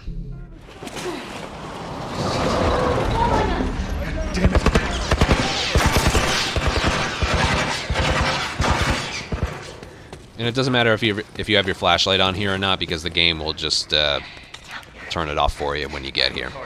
I repeat, no target. There's a soldier over there. Copy that.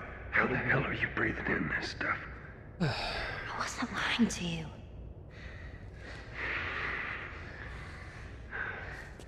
Did you spot him? No, place is empty. Sprint.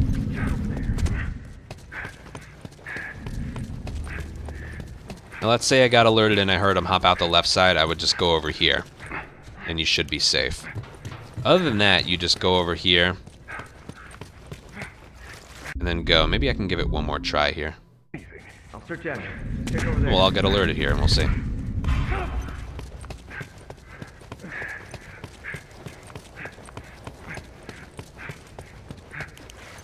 Yeah, I'm safe because I didn't hear them hop out of the train car behind me. I'm searching out here. Check down there. Holy shit!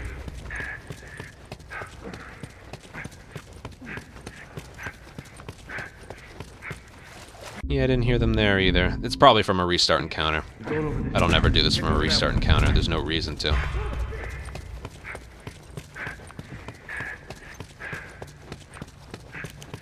Yeah, you can also, like, take cover behind the beams or stuff. I'll do it one more time just to be sure I don't get, like, a weird occurrence or something. Then we can move on. We're almost done with this video, don't worry. It's just... I stress this area a lot because I have, at one point... Stay low. Lost maybe like 5 or 6 runs in my life, maybe more, to what I did right there. Just hopping over that crate, that object of cover, and then sprinting parallel to the subway cars. I have lost maybe half a dozen, maybe even a dozen runs to that. Because I end up getting shot in my back on a random alert that just shouldn't happen.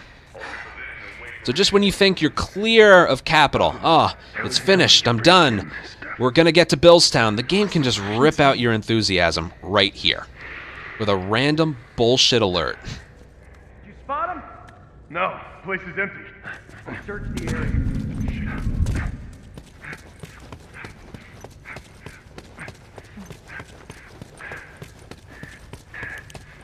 Yeah, but we're fine.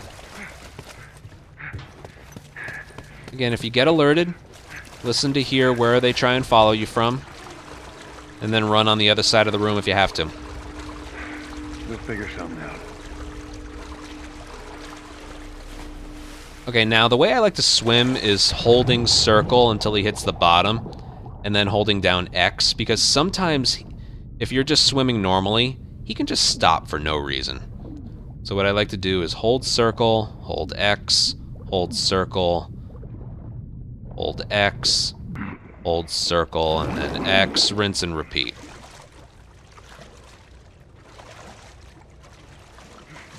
Get the plank from the right side. Now there's 2 things Ellie can do. Ellie can either stay, she's like, hey, it still works. She can either stay in place right here, or she'll take like 5 steps away from you. If she takes the 5 steps away from you, you place the pallet like against the ledge as early as possible. If she hangs in place, you place the pallet right in front of her. So let's see what she does. All right, she's walking away.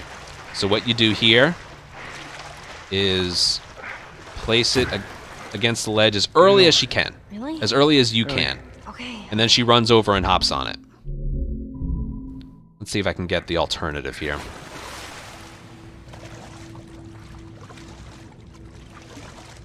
Hey, look, it works. Let's see what she does. She's over there. She's walking away again. All right, I want to get it one where she's staying still. Hey, look, it still works. Maybe she's not going to give it to me. It is random. She's walking away again.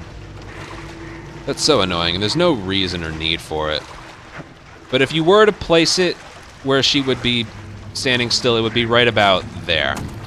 Get on. Really? It's annoying. I'll do it one more time just to see if she wants to cooperate at all.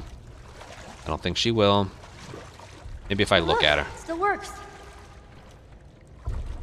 There we go. Look at that. All right, she's standing still.